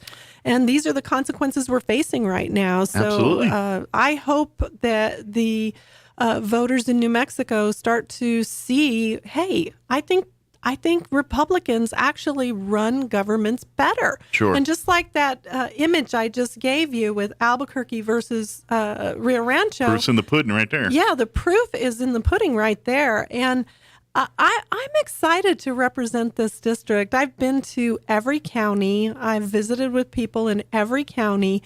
And I just want to hit the ground running and start working and helping ready to people. go. I'm ready to go.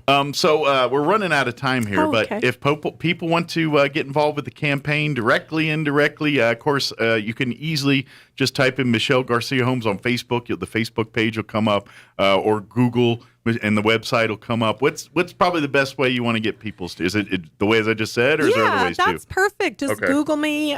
You'll hit on my website, my Facebook, my website's vote, like cast your vote, Okay. MGH, my initials, Michelle Garcia Holmes, votemgh.com. Okay. We're always open for donations because that's what these campaigns run on. Yeah, absolutely.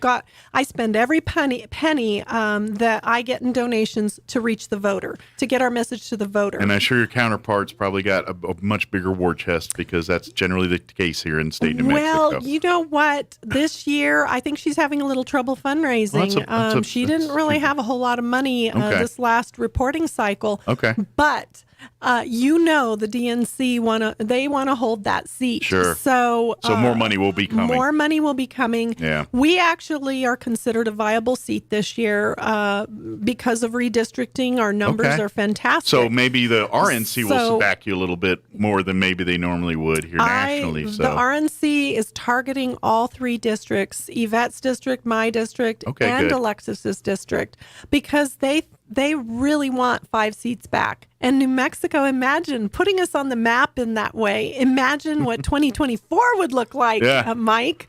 We could rock and roll into the presidency and also elect a conservative presidency in 2024. Yeah. So how much good government could that, because right now we got 2 very liberal senators. Right. And if we counter that with 3 conservative House members, I feel like that's a good government situation right there. The state is very well represented by all voices there, I think. We'll have some balance, or you know what? In 2024, watch out, Martin Heinrich, we're coming for you. Well, those terms do come up here in a couple of years. They do. If the right candidates go up against them, we could see quite a good election there. We just need change in New Mexico. Our people need relief. They need more money in their pocketbook, and that's what I'm running for. We've got to make New Mexico the land of opportunity, and we can. With all the resources we have, we can. Well, there's a lot of people fighting for their values out there. Let someone fight for your values out there. And right. And to be honest, I think most of the people listening here, at least, your values are more in line with what America's values are. Conservative values, and they work. Yeah. They work. They actually deliver to the people. Absolutely.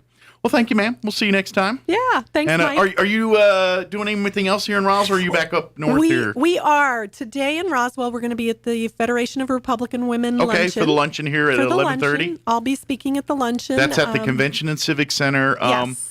I'm not sure if you can get a meal and a ticket. I know you can go watch today, but if you want to eat, you might. Usually they have you RSVP. I think you had to make a reservation, but it's worth a call. Maybe we can get you in. Feel free to come by. We'll get you a chair. Yeah. Come and listen to what I have to say. Ask questions. I love to, Q&A. It's important you know who I am and what I want to do for you. Yeah. I'll also be in Ruidoso on Thursday. Okay. We're going to be at the Rancher's Steak and Seafood at 9 a.m. on Thursday in Ruidoso. Save me a steak. Yeah. Breakfast steak. I love seafood, but we are in New Mexico, so I'll stick with the steak. Well, our ranchers like that. But and then of course, we come out to the Republican Federated Women's event here on at lunchtime today, because you can really, if you have questions for Michelle here, you want to talk one-on-one. That's a great.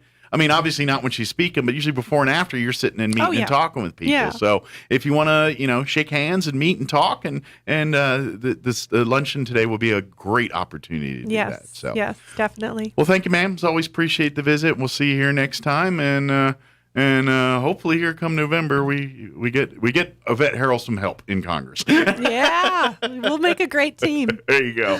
Thank you, ma'am. We'll see you next time. Thank you, Mike. All right, it is 8:56. We're going to take a quick break before we get you into news. Don't go away. Is there anything worse than waking up tired from a sleepless night and walking outside to that 100-degree weather? That burst of heat just makes you feel even more tired. Hi, I'm Dr. Sarah Usher with Care Valley Dental, and we are the experts in sleep apnea oral appliances. We can help you get the quality sleep you've been missing without that bulky face mask. Wake up refreshed and ready to enjoy those big summer plans.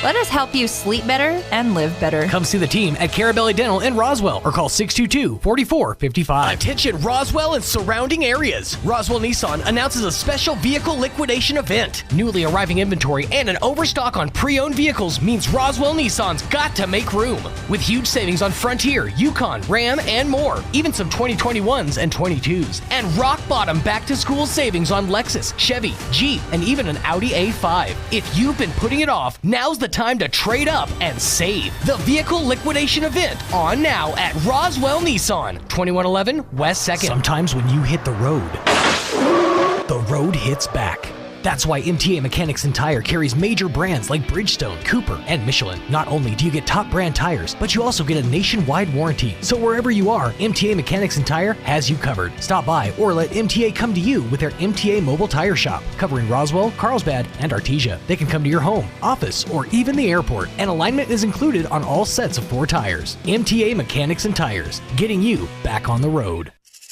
I have a snake for your drain. You might want to step back. Oh no, baby. All AC units moke a little. He's normal. Oh no, baby. Haha, now your sprinkler system's strong like bull. Come on now. Don't let any fool work on your plumbing and air conditioning. Fergalicious. From clogged drains to sprinkler systems, Fergie's Plumbing and Heating is on the job. And who you gonna call for air filters and spring servicing on your AC unit? Fergalicious. Call Fergie's today, 622-2660. Nothing but love. Fergalicious. Here's a Mornings with Mike Winters fun fact. Slugs have 4 noses, but no fingers to pick them. Here's Mike Winters. And good morning. It is 8:59. Stay tuned next hour. We're going to have Angie Moore from the Roswell Chamber of Commerce join us. She's going to pop in for her monthly visit to give us an update on what's happening in and around the Roswell Chamber of Commerce. Of course, you missed any part of our show, any of our interviews. Of course, we had John from Oasis Computers in the 7 o'clock hour. Of course, we just had Michelle Garcia-Holmes join us here. And then, like I said, Andrew Moore next. If you miss any of those interviews, you can always check them out at your leisure. Just log on to ksvptv.com. Click on the Mornings with Mike Winters channel. Or you can go on our YouTube. We have a Roswell Talk FM YouTube channel and also ksvptv.com. You'll find all of our videos and stuff home there, too. So, by the way, if you've been watching the video today and our static shots, like during news and all that, that's our KEND tower site. They got a camera out there now. So you can see what it looks like in the middle of nowhere out at our tower site. All right, it is 9 o'clock. There it is. You're listening to 106.5 Roswell's Talk FM, KEND, or Roswell, New Mexico. We'll be back on the other side of news. Don't go away. News this hour from townhall.com. I'm Rich Thomason. President Biden vowing to take aggressive action on the climate. The president is set to make some climate-related announcements during a day trip to Massachusetts. Last week, the White House climate plan was dealt a blow when Democratic Senator Joe Manchin backed away. Mr. Biden is being urged by activists to declare a climate emergency. Officials say it's being considered, but no announcement is expected this week. That's White House correspondent Greg Clugston. Some Democratic lawmakers arrested yesterday for blocking traffic outside the Supreme Court were not handcuffed as police led them away, but they held their hands behind their backs, apparently to make it look as if they had been cuffed. Members of the squad were protesting abortion rights, and they were also mugging for the cameras. As the deadly drug fentanyl continues pouring into the country across the southern border, Florida's Attorney General pushing to have it declared a weapon of mass destruction. In a letter to the president, Attorney General Ashley Moody cited 2 incidents in Florida that occurred within a week of one another that involved multiple overdoses. She also cited a nationwide rise in fentanyl-related deaths. The synthetic opioid is potent and can cause serious injury just by touching it. She says making the declaration would allow federal government agencies to work together to fight the problem. Tasha Stevens reporting. Dan Cox, endorsed by former President Trump, has won the Maryland Republican gubernatorial primary. Cox defeating Kelly Schultz, who was backed by the outgoing GOP governor, Larry Hogan. Cox has been a thorn in Governor Hogan's side. suing the governor's stay-at-home orders and regulations in the early days of the pandemic and trying unsuccessfully to impeach him for those orders. Cox in November will face the winner of the Democratic primary for governor. Correspondent Donna Warder. On Wall Street, the Dow's up 78 points, NASDAQ ahead 191 points. More on these stories, townhall.com. It's no secret, America. We've been let down. Inflation is taking its toll in the grocery stores, the products we buy, and the pain of every visit to the gas pump. At Upside, we're fighting back with our free app that pays you back serious money on every tank of gas or diesel, up to 25 cents per gallon, just for using the Upside app, no strings attached. Upside users have already been paid back a total of more than $250 million. With inflation and the soaring price of gas, it's easy to feel like you're losing control. But with Upside's free app, you can start putting money back in your wallet with every gallon. Whenever you want, cash out with PayPal, an e-gift card, or transfer the money directly into your bank account. Download the free Upside app and get cash back on every gallon of gas. Use promo code SALEM for an additional 25 cents per gallon bonus on your first fill-up. That's promo code SALEM. Remember, use promo code SALEM when you download the free Upside app and get an extra 25 cents per gallon on your first tank of gas. Cashback's not available in gas in New Jersey and Wisconsin. Micronesia, probably the final nation with a population of more than 100,000 to experience an outbreak of COVID-19. For more than 2.5 years, the Pacific archipelago managed to avoid any outbreaks thanks to its geographic isolation and border controls. Those people who flew into the country with the disease didn't spread it because all new arrivals were required to strictly quarantine. But as has been the case in several other Pacific nations this year, those defences couldn't keep out the more transmissible Omicron variant forever. The government has announced it's become aware of multiple cases across 2 of the nation's 4 states. I'm Charles de Ledesma. The British Conservative Party will choose 2 finalists in the contest to replace Boris Johnson as the divisive, unrepentant Prime Minister makes his final appearance in Parliament as Prime Minister. Townhall.com. A Lafayette, Indiana pizza delivery man being hailed as a hero. That's because Nick Bostic saw a house burning, jumped out of his car, headed into the inferno, and rescued 5 people who were trapped there. Bostic suffered smoke inhalation and a gash on his arm when he punched through a window while saving a 6-year-old on the 2nd floor and then jumping to the ground. The Lafayette Journal and Courier reports the fire started when a bucket of ashes wasn't extinguished properly. Keith Peters reporting. A Manhattan judge has tossed out murder charges filed against a New York City bodega worker whose lawyers argued their client's fatal stabbing of an attacker was a case of self-defense. The 61-year-old was charged with second-degree murder in the stabbing of a 35-year-old who was roughing him up. It was all captured on surveillance video. Following a review of the evidence, the DA's office moved to have the charges dismissed. The judge agreed.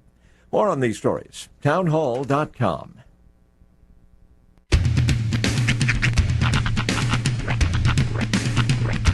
What in the wide, wide world of sports is going on here? I promise you, whatever scum did this, not one man on this force will rest for 1 minute until he's behind bars. Now let's grab a bite to eat. Yeah, come on. I feel the hot wind on my shoulder and the touch of a world that is older. I hit the switch and check the number. I leave it on and then I slumber. I hear the rhythm ringing through it. Flamenco guitar and cumbia music. I hear the talking of the DJ. The travel listen, what does he say? I'm on a Mexican radio. I'm on a Mexican world radio. Broadcasting live from high atop the J.P. White Building in downtown Roswell, New Mexico. It's Mornings with Mike Winters on 106.5 Roswell's Talk FM. Is that what I sound like when I talk? Now, here's your host, Mike Winters. And good morning. It is 6 minutes after 9 o'clock. Welcome to hour number 3 of Mornings with Mike Winters and friends. And friends. Right here on 106.5. Et al. And all. Maybe I should do an HR Puffin Stuff themed like opening. You know, it's like a romper room or something. Mornings with Mike Winters and friends.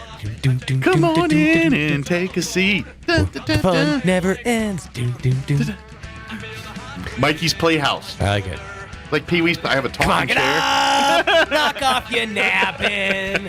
It's a crazy, messed up place where anything can happen. This chair that freaking talks. Hey, look, this fish that give advice. Holy crap, it's Screwy in Mikey's Playhouse. I like it. I think we should do it. Pee-wee won't mind. No. Copyright infringement, it's fine. I won't wear the suit. Right. And I won't do the laugh. I got my own weird laugh. You do. I don't need his weird laugh. I've pointed out before, but you have Dr. What's his name? It's polarizing, my laugh. It just left my head. The doctor from The Simpsons. Dr. Hibbert. Is it Dr. Hibbert? I think. I don't know. I think it's Dr. Hibbert. Anyways, he has that. The Barney Rubble? That's the Barney Rubble right there. It's very similar to a Barney Rubble, yeah. Maybe I got the Barney Rubble going. When you really get it going, it does kind of have that like. It kind of goes, yeah. Well, I can't help it. It's a laugh. genuine laugh, and I've always liked it. There's a clip, and I have to find it.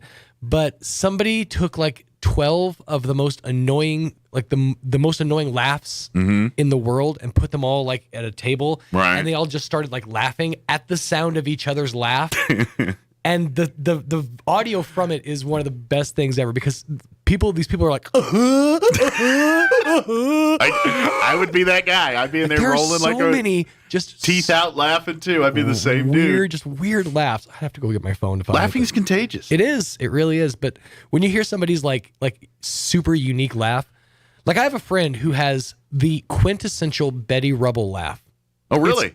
It's like that little perfect. That little perfect. Huh? That's hard to pull off. No, it is. But she nails it. I mean, it's almost like you're clenching everything to make it happen. Mm-hmm. You know, you're gonna. No, it's just like the perfect giggle.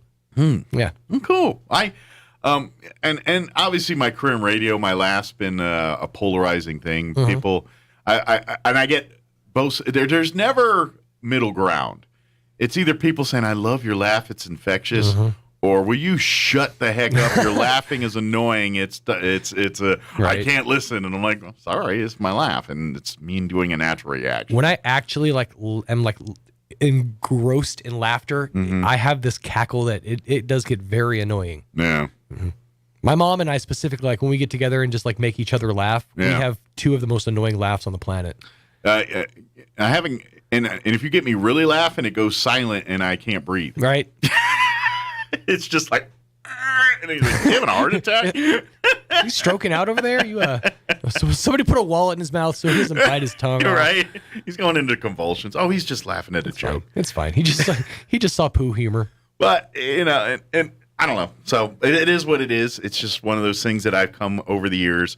I know people either hate it or love it, and it is what it is. Exactly. You know what? You have the reaction you're going to have. I'm not going to change my laugh based on how you feel. And let's face it, we work in a career field that everybody thinks they can do it better. Mm-hmm.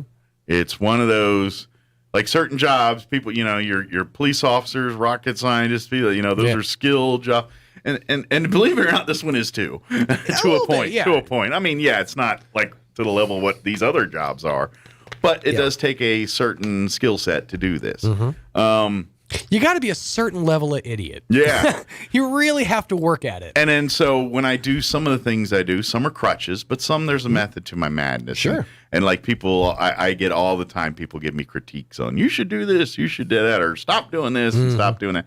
And some are legit and I try to, and others are like, nah, you're messing with me now. Yeah. Part of that's me and that's how I am. If you don't like it, I'm sorry, but this is me. Don't tell Bob Ross how to paint. You know? Yeah, I just compared us to Bob Ross. What's up? Yeah, I'm no Bob Ross. Not even close. But yeah, it's one of those. It's just part of the job. You deal with that. Those types of moments where somebody has got an opinion on something that you have to say, and everyone's got some, and everyone thinks their opinion's important, and it is to a point. And some you're like, you're just spouting in the wind to make yourself feel better at this point. You're special. Yeah. You're special. And I think a lot of it is that, too. These people want to say something to make themselves feel better. Sure. They said it, now they move on about their day. And then, so I let them do that. That's My fine. mindset is I don't like to be polarizing, so I don't usually have an opinion. I don't intend to be polarizing. These are just me. Yeah. You know, it is what it is. I don't think of it in terms of, is this polarizing or not? No, I think of it, this is how I think it's the right thing. Right. If it's polarizing to you, then so be it. There are things I think are right or wrong, but I'm not ever going to, work to sway someone else's opinion one way or the other. Problem is that we live in a society that it's for us or against us mentality. And if you don't agree with someone 100%, then they're the enemy. And we live in a society where a lot of people think that. And they're going to learn the hard way that that's not the case. Right. A lot of young people, which I understand, because you learn that's the case through wisdom. Over time, you learn, you meet people, you do things, and you understand. Oh, not everybody sees the world the way I do. True. And Go on 4chan for like 5 minutes. You're going to see not everybody sees the world the way you do. Case in point, every time you say the phrase, we live in a society, I have to chuckle to myself. Yeah? Because it's a meme. Is it? Yes. Look up An Hero. Okay. It's, we live in a society. That's all the guy sees. Like, we live in a society. That's the end of the statement. But every time I hear that, you say, we live in a society, I'm like, you can just end it right there. I don't. I add to it because I have a need to fill dead air. But yeah, no, if you want to know how different you believe from like the beliefs of the consensus, the consortium of weirdos and other Americans out there, just go on like 4chan or Reddit or any of those random places online. I don't know if YTMND is still a thing, but if it is, go on there. And really, you got to educate yourself on sources and things. You know, if you're reading stuff on Facebook and Twitter, see where it's coming from. Yeah. See where it's going from. Most of those things have links. Click the link. There's an agenda to it or the source. And I'm not saying you can't still agree or disagree with it. I'm just saying someone's trying to steer you in a direction for a reason. What is it that they're trying to steer you away from? Be aware of that, too. Right. And that's and we live in a society where the media doesn't do that no more. The media now just puts it out there and or it puts their agenda on it. And this is why I have a real problem with news nowadays. Right. I'm like, the term news, we need to throw out the window because news organizations stopped being news organizations a long time ago. They're just now propaganda pieces for whatever side they want to espouse. Yeah. And love it, hate it, whatever, that's the world we live in, and you got to be smart enough to navigate through it. And if you're not, they're going to eat your lunch. That's right. And there's a lot of lunches getting eaten right now by people that are gullible. And so get smart. I want lunch. Lunch sounds awesome. Well, your lunch is going to get eaten. I'm getting weirdly back into TikTok, and I've been seeing a lot of like food today. So yeah, let's talk about lunch. I'm not going to lie. I keep seeing this commercial for TikTok, and it's the TikTok taught me that and all this stuff. The first one is a guy who says we've been all wearing those airplane neck pillows wrong. Really? Yeah. You know how we all put it on with the horseshoe? Yeah. He says we're supposed to do it the other way. In front? Mm-hmm.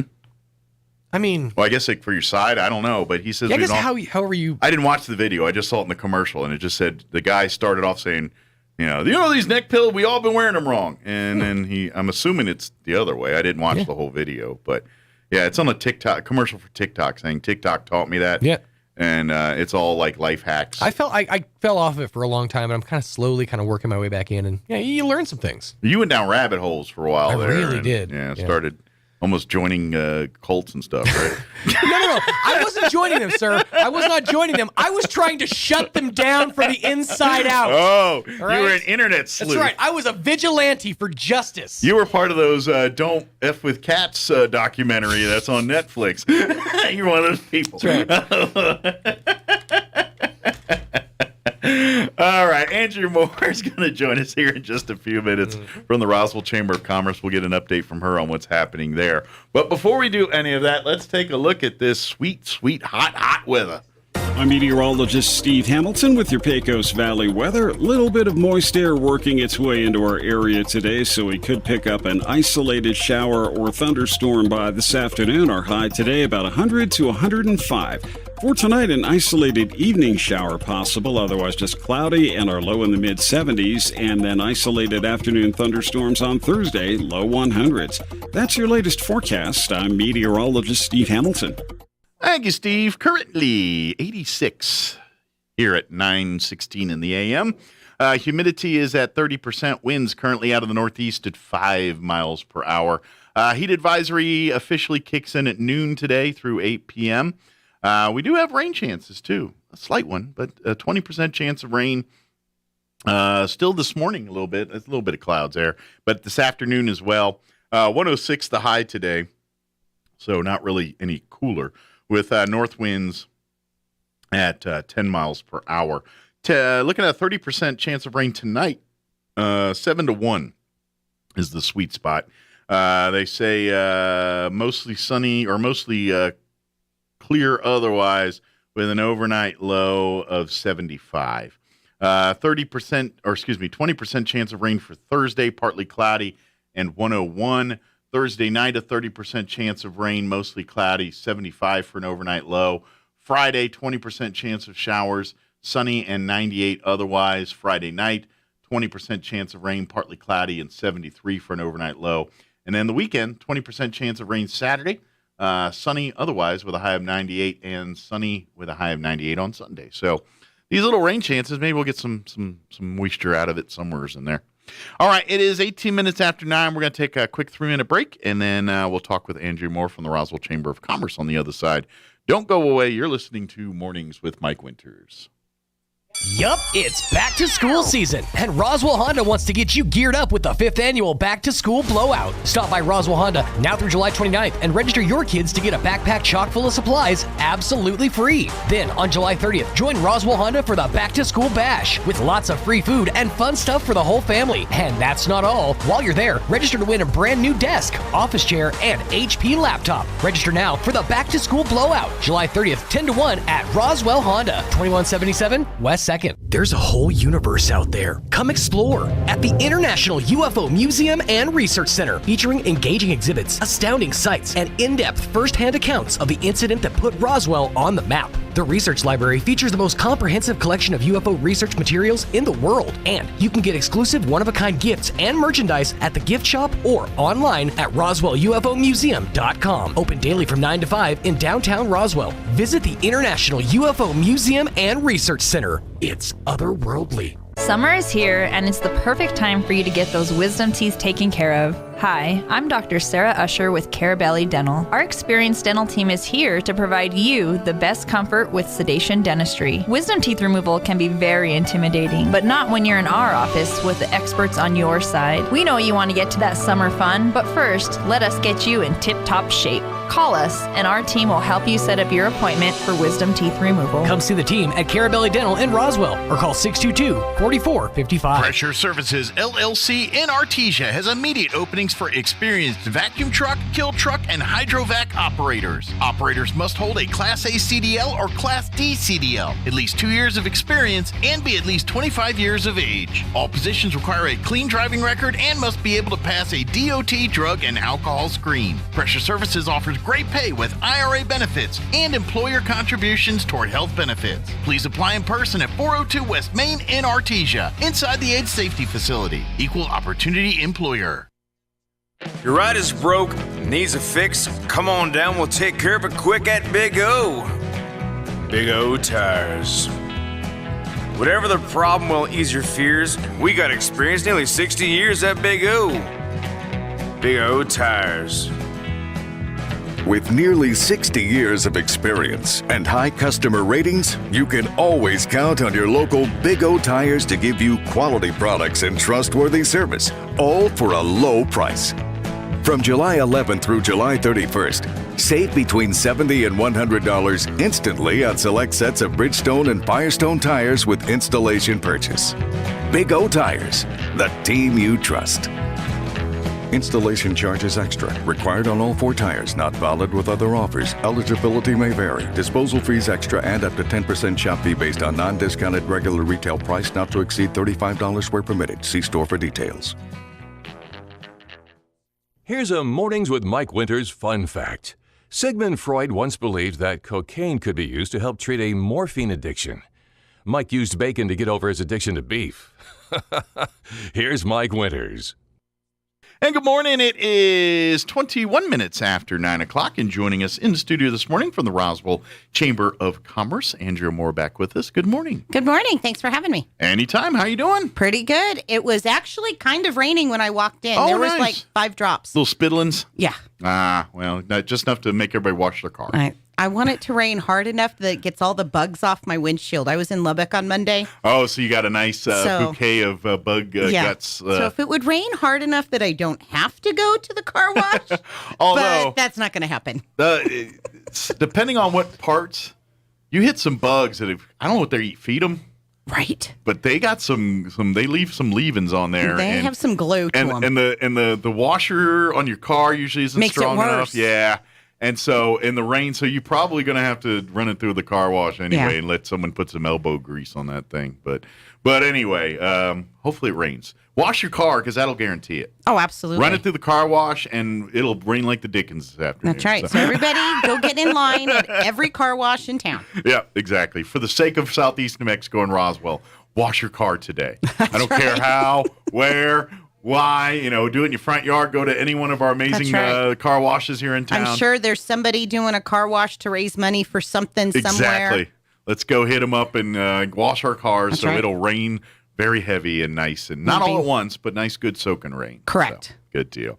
Of course, Chamber's been busy. I know I've been hosting a lot of meet and greets and, of course, just getting back in the business of being the Chamber of Commerce now. Yes, now that we are out of the COVID restrictions officially, we are definitely getting more stuff. Tomorrow we have the Farmers Insurance going to be over at the office for their big, I think it's their annual meeting. Oh, cool. And then we are also doing a lunch and learn, and we're hosting that over at the EDC building across the street from the parking lot. Yeah, right next door here, actually. Yep. Yeah. And that's for SHRM HR information. Okay. Because there's so many new policies and procedures and laws that have come out in the last year. Sick leave is now a law in the state of New Mexico as of the 1st of July. And I had to do a lot of research to figure out what it is that I need to have in place in our office. We only have a couple of employees. Sure. But you still Someone's need sick, to know. they stay home. Yeah. You still need to know what you're supposed to do. Sure. So I started talking with Jeannie Lopez Bobarus from Leprino. She's their HR director. And they have a lot more people that work for them, and they have probably a very, very thorough in place way to do all they that do. stuff. Yeah. And so her and I started talking because I asked her questions, of course. I call over at Crumlin and ask Tina, their HR person, all kinds of questions. I'm like, hey, how do I do this? What do I need to do? And when Jenny and I were talking, she goes, SHRM has these groups that they meet, and it's like a club for HR people that you can get to know. And if you have a business, whether you're 1 employee or 100 employees, you really need to know the HR world. It's dry. It is boring. You're probably going to fall asleep a lot. It's not riveting, but it's necessary. But you need to know this stuff. Yeah. So we have set up our first meeting tomorrow, starting at 11:30. You can go on to the new Roswell Chamber of Commerce website. Oh, it's officially unveiled. It is. I'm so excited. And you can go to our events page on the calendar. You can click on the event and it will take you to the sign-up sheet. Okay. Because we're just trying to get a count of how many people are going to be there. And as of Friday last week, we had about 30 people already sign up. Good. So, I would imagine, if you're a mom and pop small business where, let's face it, you're probably like that. You got 3 employees and you're like, hey, you're sick, stay home. But now you have to, official things policies and protections in place for the employee and for your business as well, too. So you need to know these things because, unfortunately, successful businesses get get bit in the butt and have Yes. huge issues by things like the minutia of things like this. Absolutely. So and let's face it, if you're the business owner and everything, no one else but you are going to be the one to make sure these get implemented in place. Yeah.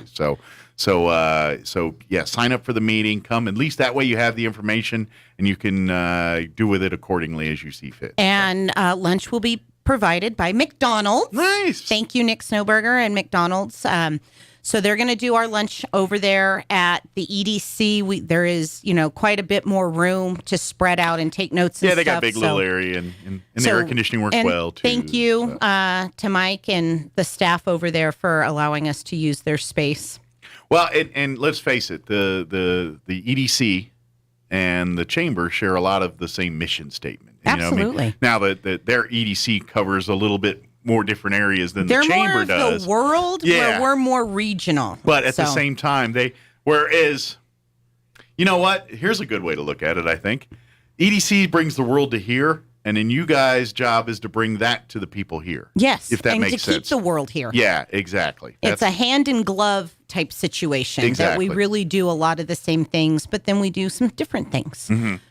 and that's been a great partnership. And then, of course, we've got Leadership Roswell applications are open now. Yes. You have one more week. Next Friday is the deadline. 5:00 Friday. And they're on, I think, next week to talk about that. We got them Awesome. scheduled on the radio. I don't remember the exact date off the top of my head, but it's on the calendar. Yeah, so it's you've next got week. this week, and then up till Friday of next week, 5:00. We turn it off on the website. We lock the door at the chamber. I mean, if I don't lock the door till 5:05 and you sneak in, then I won't tell anybody. But everything needs to be in by 5:00 next week.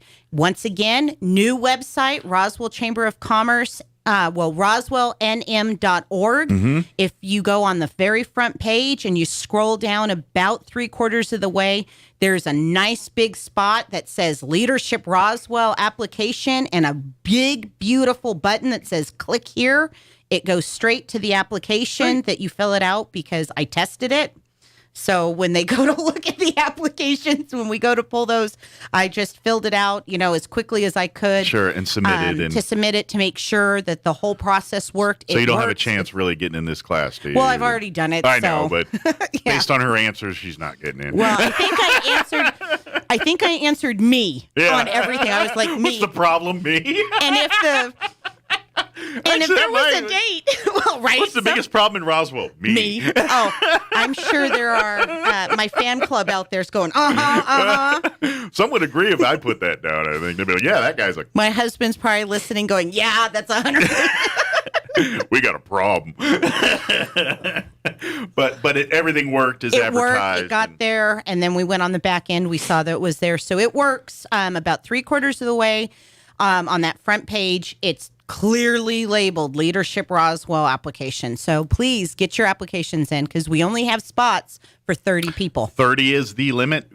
Almost every year we have more than 30 that do apply. So please, and I will give you, as both of us here are graduates of the program, my recommendation is take some time to answer these questions. Yes. Don't just put me or yes, don't- no. Exactly. Don't do that. That's not what we want to do. These questions are short answer, and they want thought provoking. Like one of the questions, if I do remember right, is what do you think one of the greatest problems is in Roswell? Yeah. And if you say crime and that's it, then we're like, well, this person clearly doesn't either want to share or understand what's going on in this community.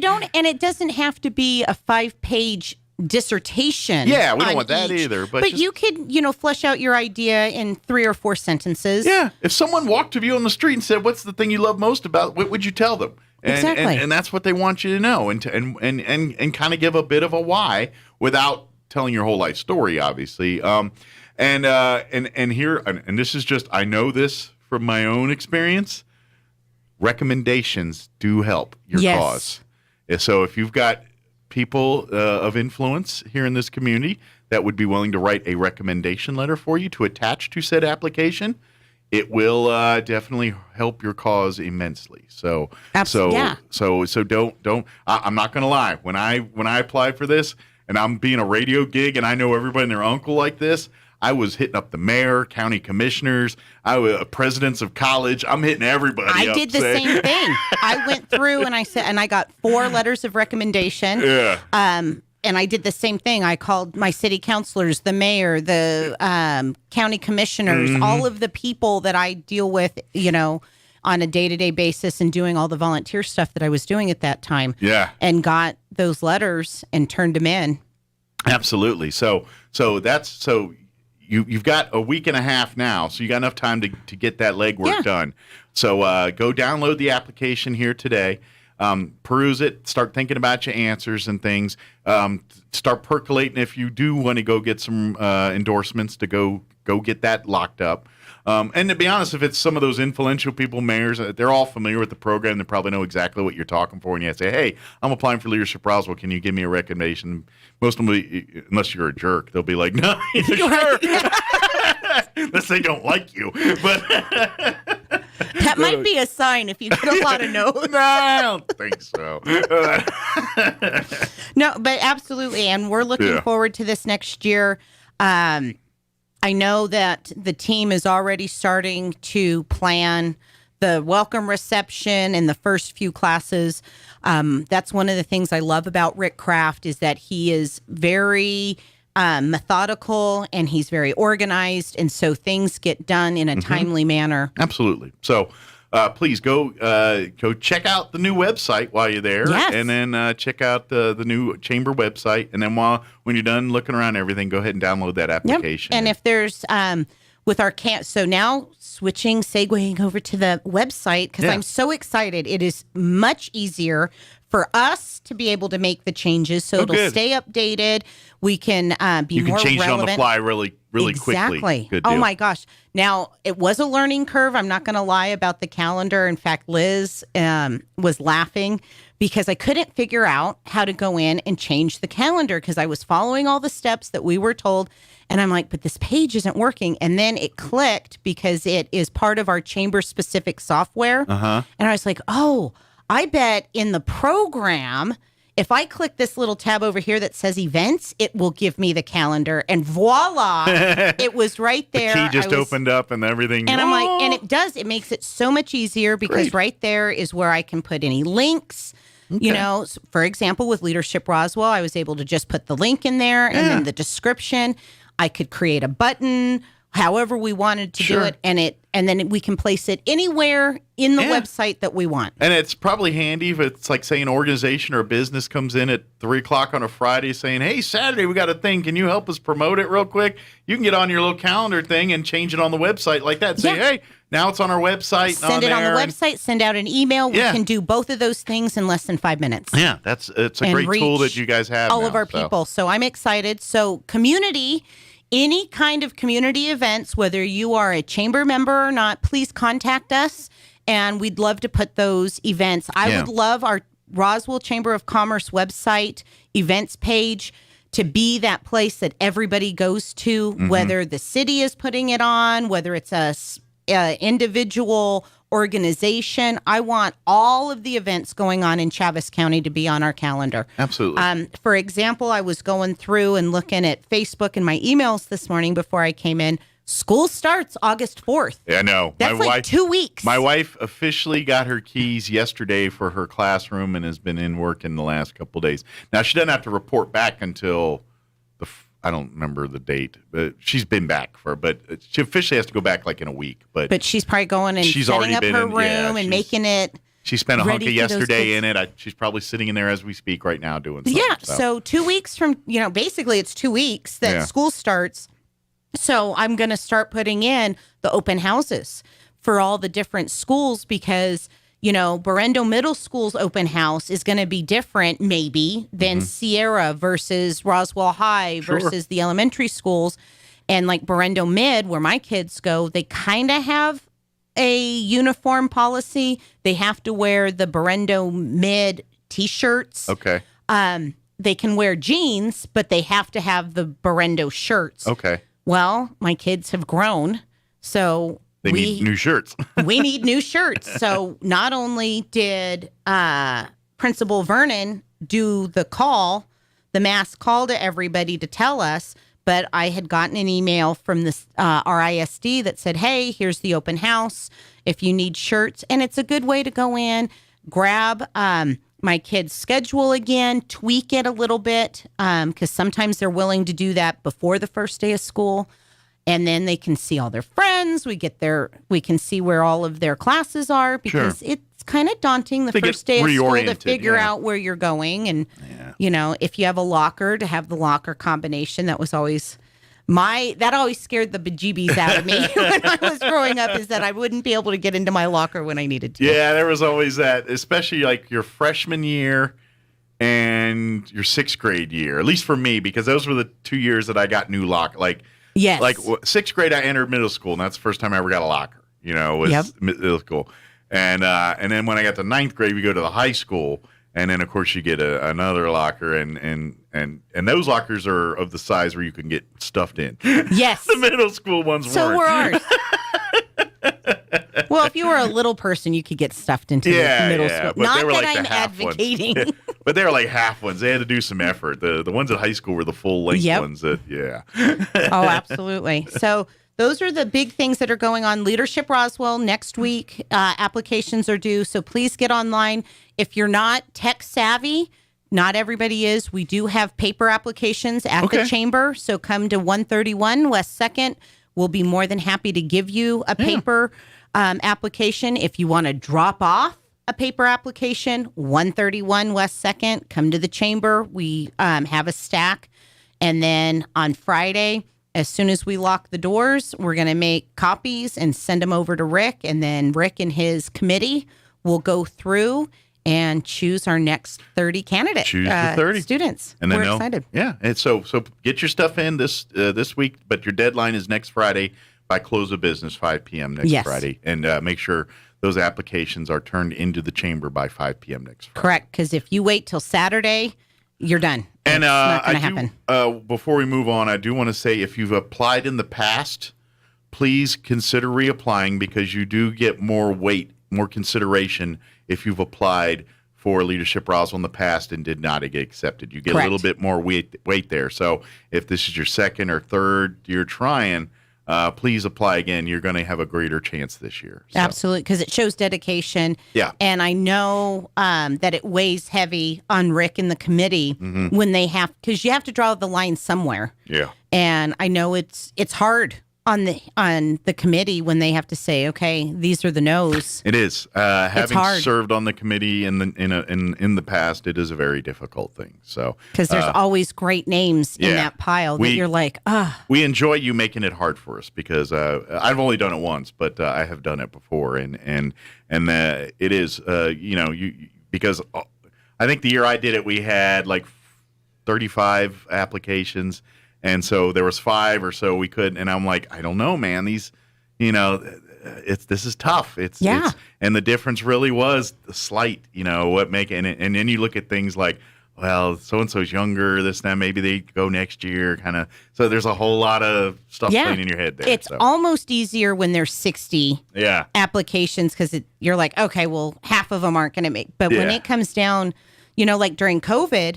Even in COVID, when we were locked down and we really couldn't do as much, we still had 32, 35 applications. There was always more than 30. And I thought for sure that first year when I came in and we were still under COVID restrictions, I was like, there's no way we're even going to have 30 people. We're going to have open seats. Everybody's going to make it. And I tell you what, there were...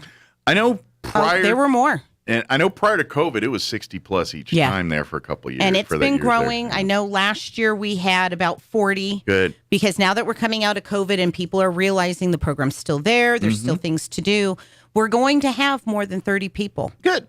Put in their application. I know, I'm pretty sure I think we've already gotten 30 applications so far. We're at that I point. also know that this last week, I don't know what it is about Roswell, but it seems like we get most of our stuff in We're the land this of manana. week and next week. Yeah, and I guarantee Friday there's going to be people coming in. Maybe not at 5, but they'll be there at 3 dropping off applications. We'll actually have a good steady stream Thursday, Friday of people coming in. Oh, here you go. And like I said, please, either online, roswellnm.org, about 3/4 of the way down on the right-hand side. You can't miss it. Leadership Roswell application. Click there. You can do it. Or come in, get a paper application, and you can turn it back in. Yeah. It's a great class. It's fantastic. You're going to learn a lot about the community, about the leaders, how Chaves County and Roswell works, and why things work the way they do. And get 29 other networking and friendship opportunities that you probably make and stay with for the rest of your life. So. Absolutely. Good deal. What else do we want to mention? Those are our Chamber-wide? biggest highlights right now that I wanted to make sure is website. Please go check it out. If there's something you want us to add, let me know. Because please don't wait till last minute, like my example earlier, because it shortchanges your own promotion stuff. Just because we can do it doesn't mean it's a good idea to do it. Correct. So.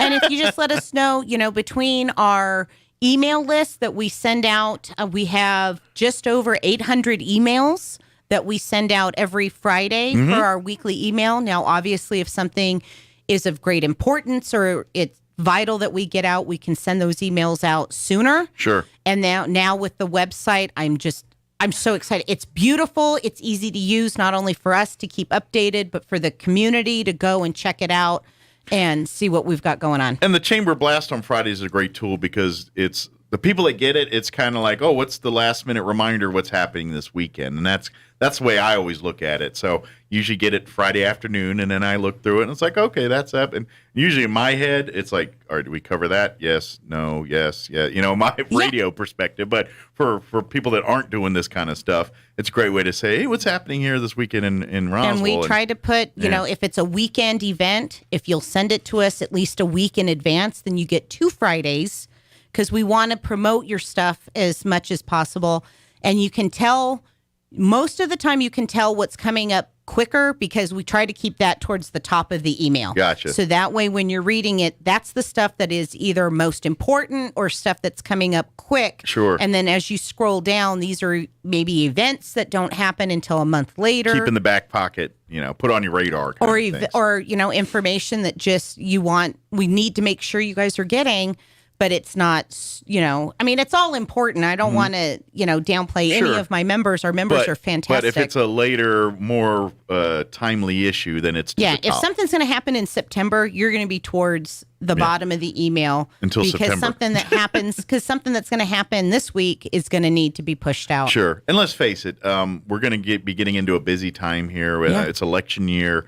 Like I said, you've hosted numerous meet and greets with candidates from both spectrums and everything else there. So there'll be a whole lot more of that, I think, in between now and November. And we're working with both the Republican Party and the Democrat Party to start up our meet and greets again, because there's going to be at least one candidate for each position, at least one candidate. And in most cases, you're going to get a Republican and a Democrat. So, for example, for governor, we all know there's Mark Ronchetti and Michelle that is running. So do you want to keep the current governor? Do you want to make a change? We want, as the chamber, to have both of them come into their office and do a meet and greet, and then let you, the community, make that decision. Absolutely. That's it's there to provide you the information. As the chamber has stated on 100,000 times, they don't back or support one political candidate. They offer the platform for everybody, and what they do stand for is you having a right to make an educated vote, and that's what the goal is there. So even if you're already made your decision, I invite you to come out and hear your opposition, hear what they have to say, understand what's going on here. Just because it'll either cement what you think or maybe make you think about the way you think on things. And that's not a bad thing. Absolutely. It's always, we always need to grow and evolve as humans. And that's how we do it. You just had Michelle Garcia Holmes, who's running for Congress in Congressional District 1 here, and redistricting has happened. We got a learning curve If you went and voted 2 years ago, you're probably not voting for the same people in the same areas. So that's also why at the chamber, I really want to make sure to get a lot of these candidates, especially our House and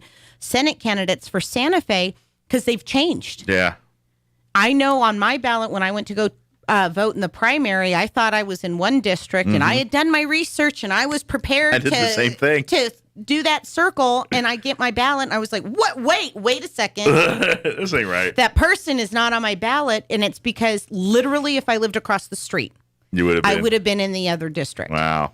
See, I was the same because I thought when all this went down, I got moved into one, and turns out I'm in 3. Me too. Yeah, and when I got my voter card, like in the mail, like a couple weeks before primaries, there, I was like, oh dang, I'm in 3, not 1. I could have sworn I was in 1. So exactly, and yeah. I consider myself an above average informed voter. Yeah, I say do s- my research, Yeah. and I was like, are you kidding me? Yeah. So pay attention, and Yeah. so and like I said, the Chaves County Clerk's Office has a link to a state website, and I don't remember all the dots. It's newmexico.gov something or other, but you go in there and you can look up your entire voting history. It Yes. can tell you what your precincts you voted in, and any vote that you've had in the state of New Mexico, it'll tell you what you did and how you voted. So if you're, Well, it won't tell you how you voted, but it'll tell you that you voted. okay, I thought it also told the candidates that you voted. I don't think so. I thought don't it think did. they keep that, but I'll have to go and check because I was told that Yeah.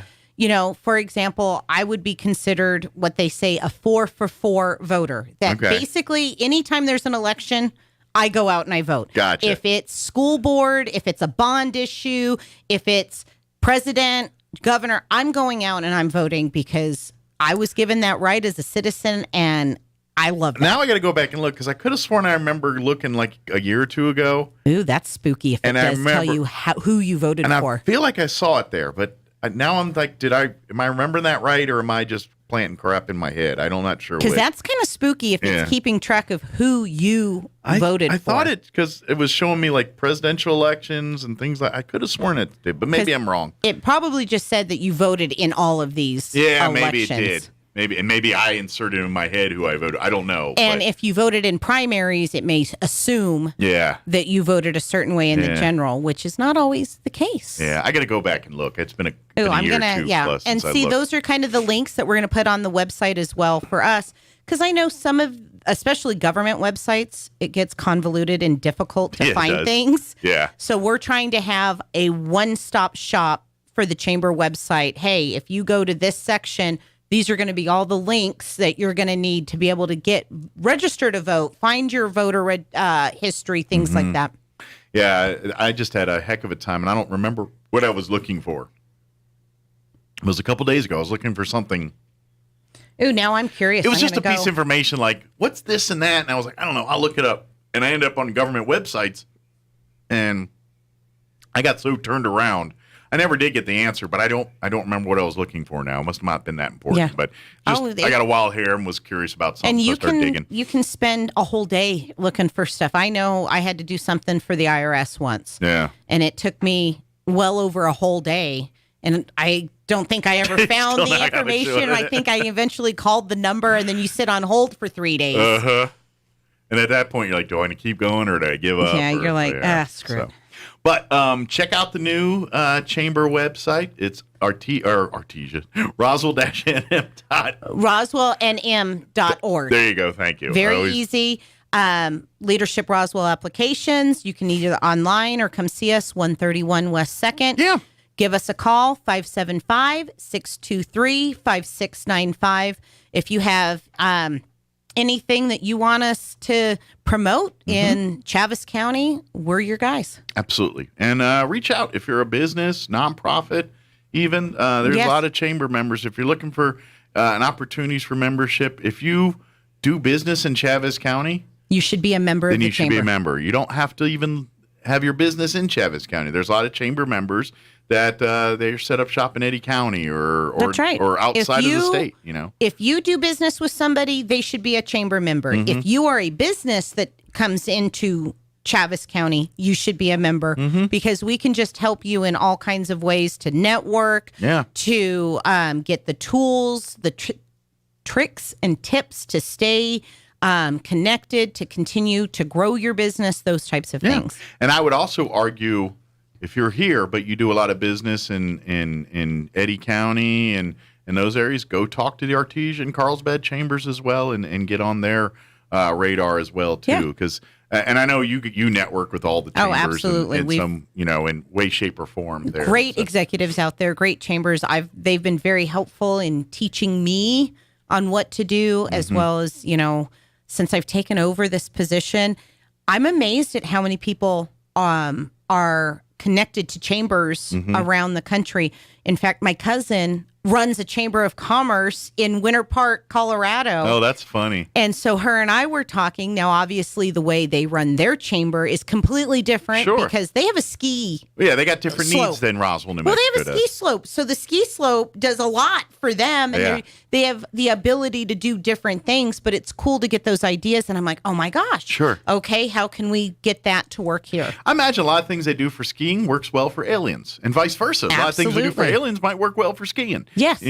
That's where the connections are made there. So very cool. But again, check out the new website. Don't forget, as always, the chamber is on Facebook and Instagram. Instagram. Right? Those are the two major social medias that they are on. And of course, you can always come on by the office there. Monday through Friday. If the door is locked, ring the doorbell. Correct. A lot of times, if someone's there by themselves, they'll lock the door for security purposes. Yep. So. If you see one of our cars out there, a white car, a red car, or a big black truck, somebody's there. And there are times that there's nobody in the office because we're out in the community. Sure, you're out beating the bushes. But call us, leave a message, we'll get back to you. At an event and things like that too. Because matter of fact, there's something that I remember talking to somebody and we're talking about red coats. Oh, it was the health fair. Yes. They'll be out there at 7:30 or 8 in the morning on the 6th there, creating and starting the Chaves County Health Expo. Absolutely. So we're excited for that event too. That'll be so much fun. Yeah, it'll be nice to get back to a normal one. Yes. Instead of split up or virtual or all the stuff we've had to do. Virtual is nice when I don't have to drive 3 hours for a 30-minute meeting. Yeah.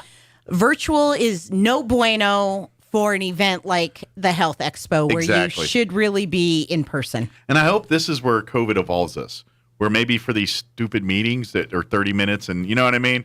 It's let's just zoom in and be done with it. I have been so empowered with that in a lot of things that I'm like, you know what? Yeah. I'm not driving 3 hours to Albuquerque. I love you guys to death, but you know, let's Zoom. Heck yeah.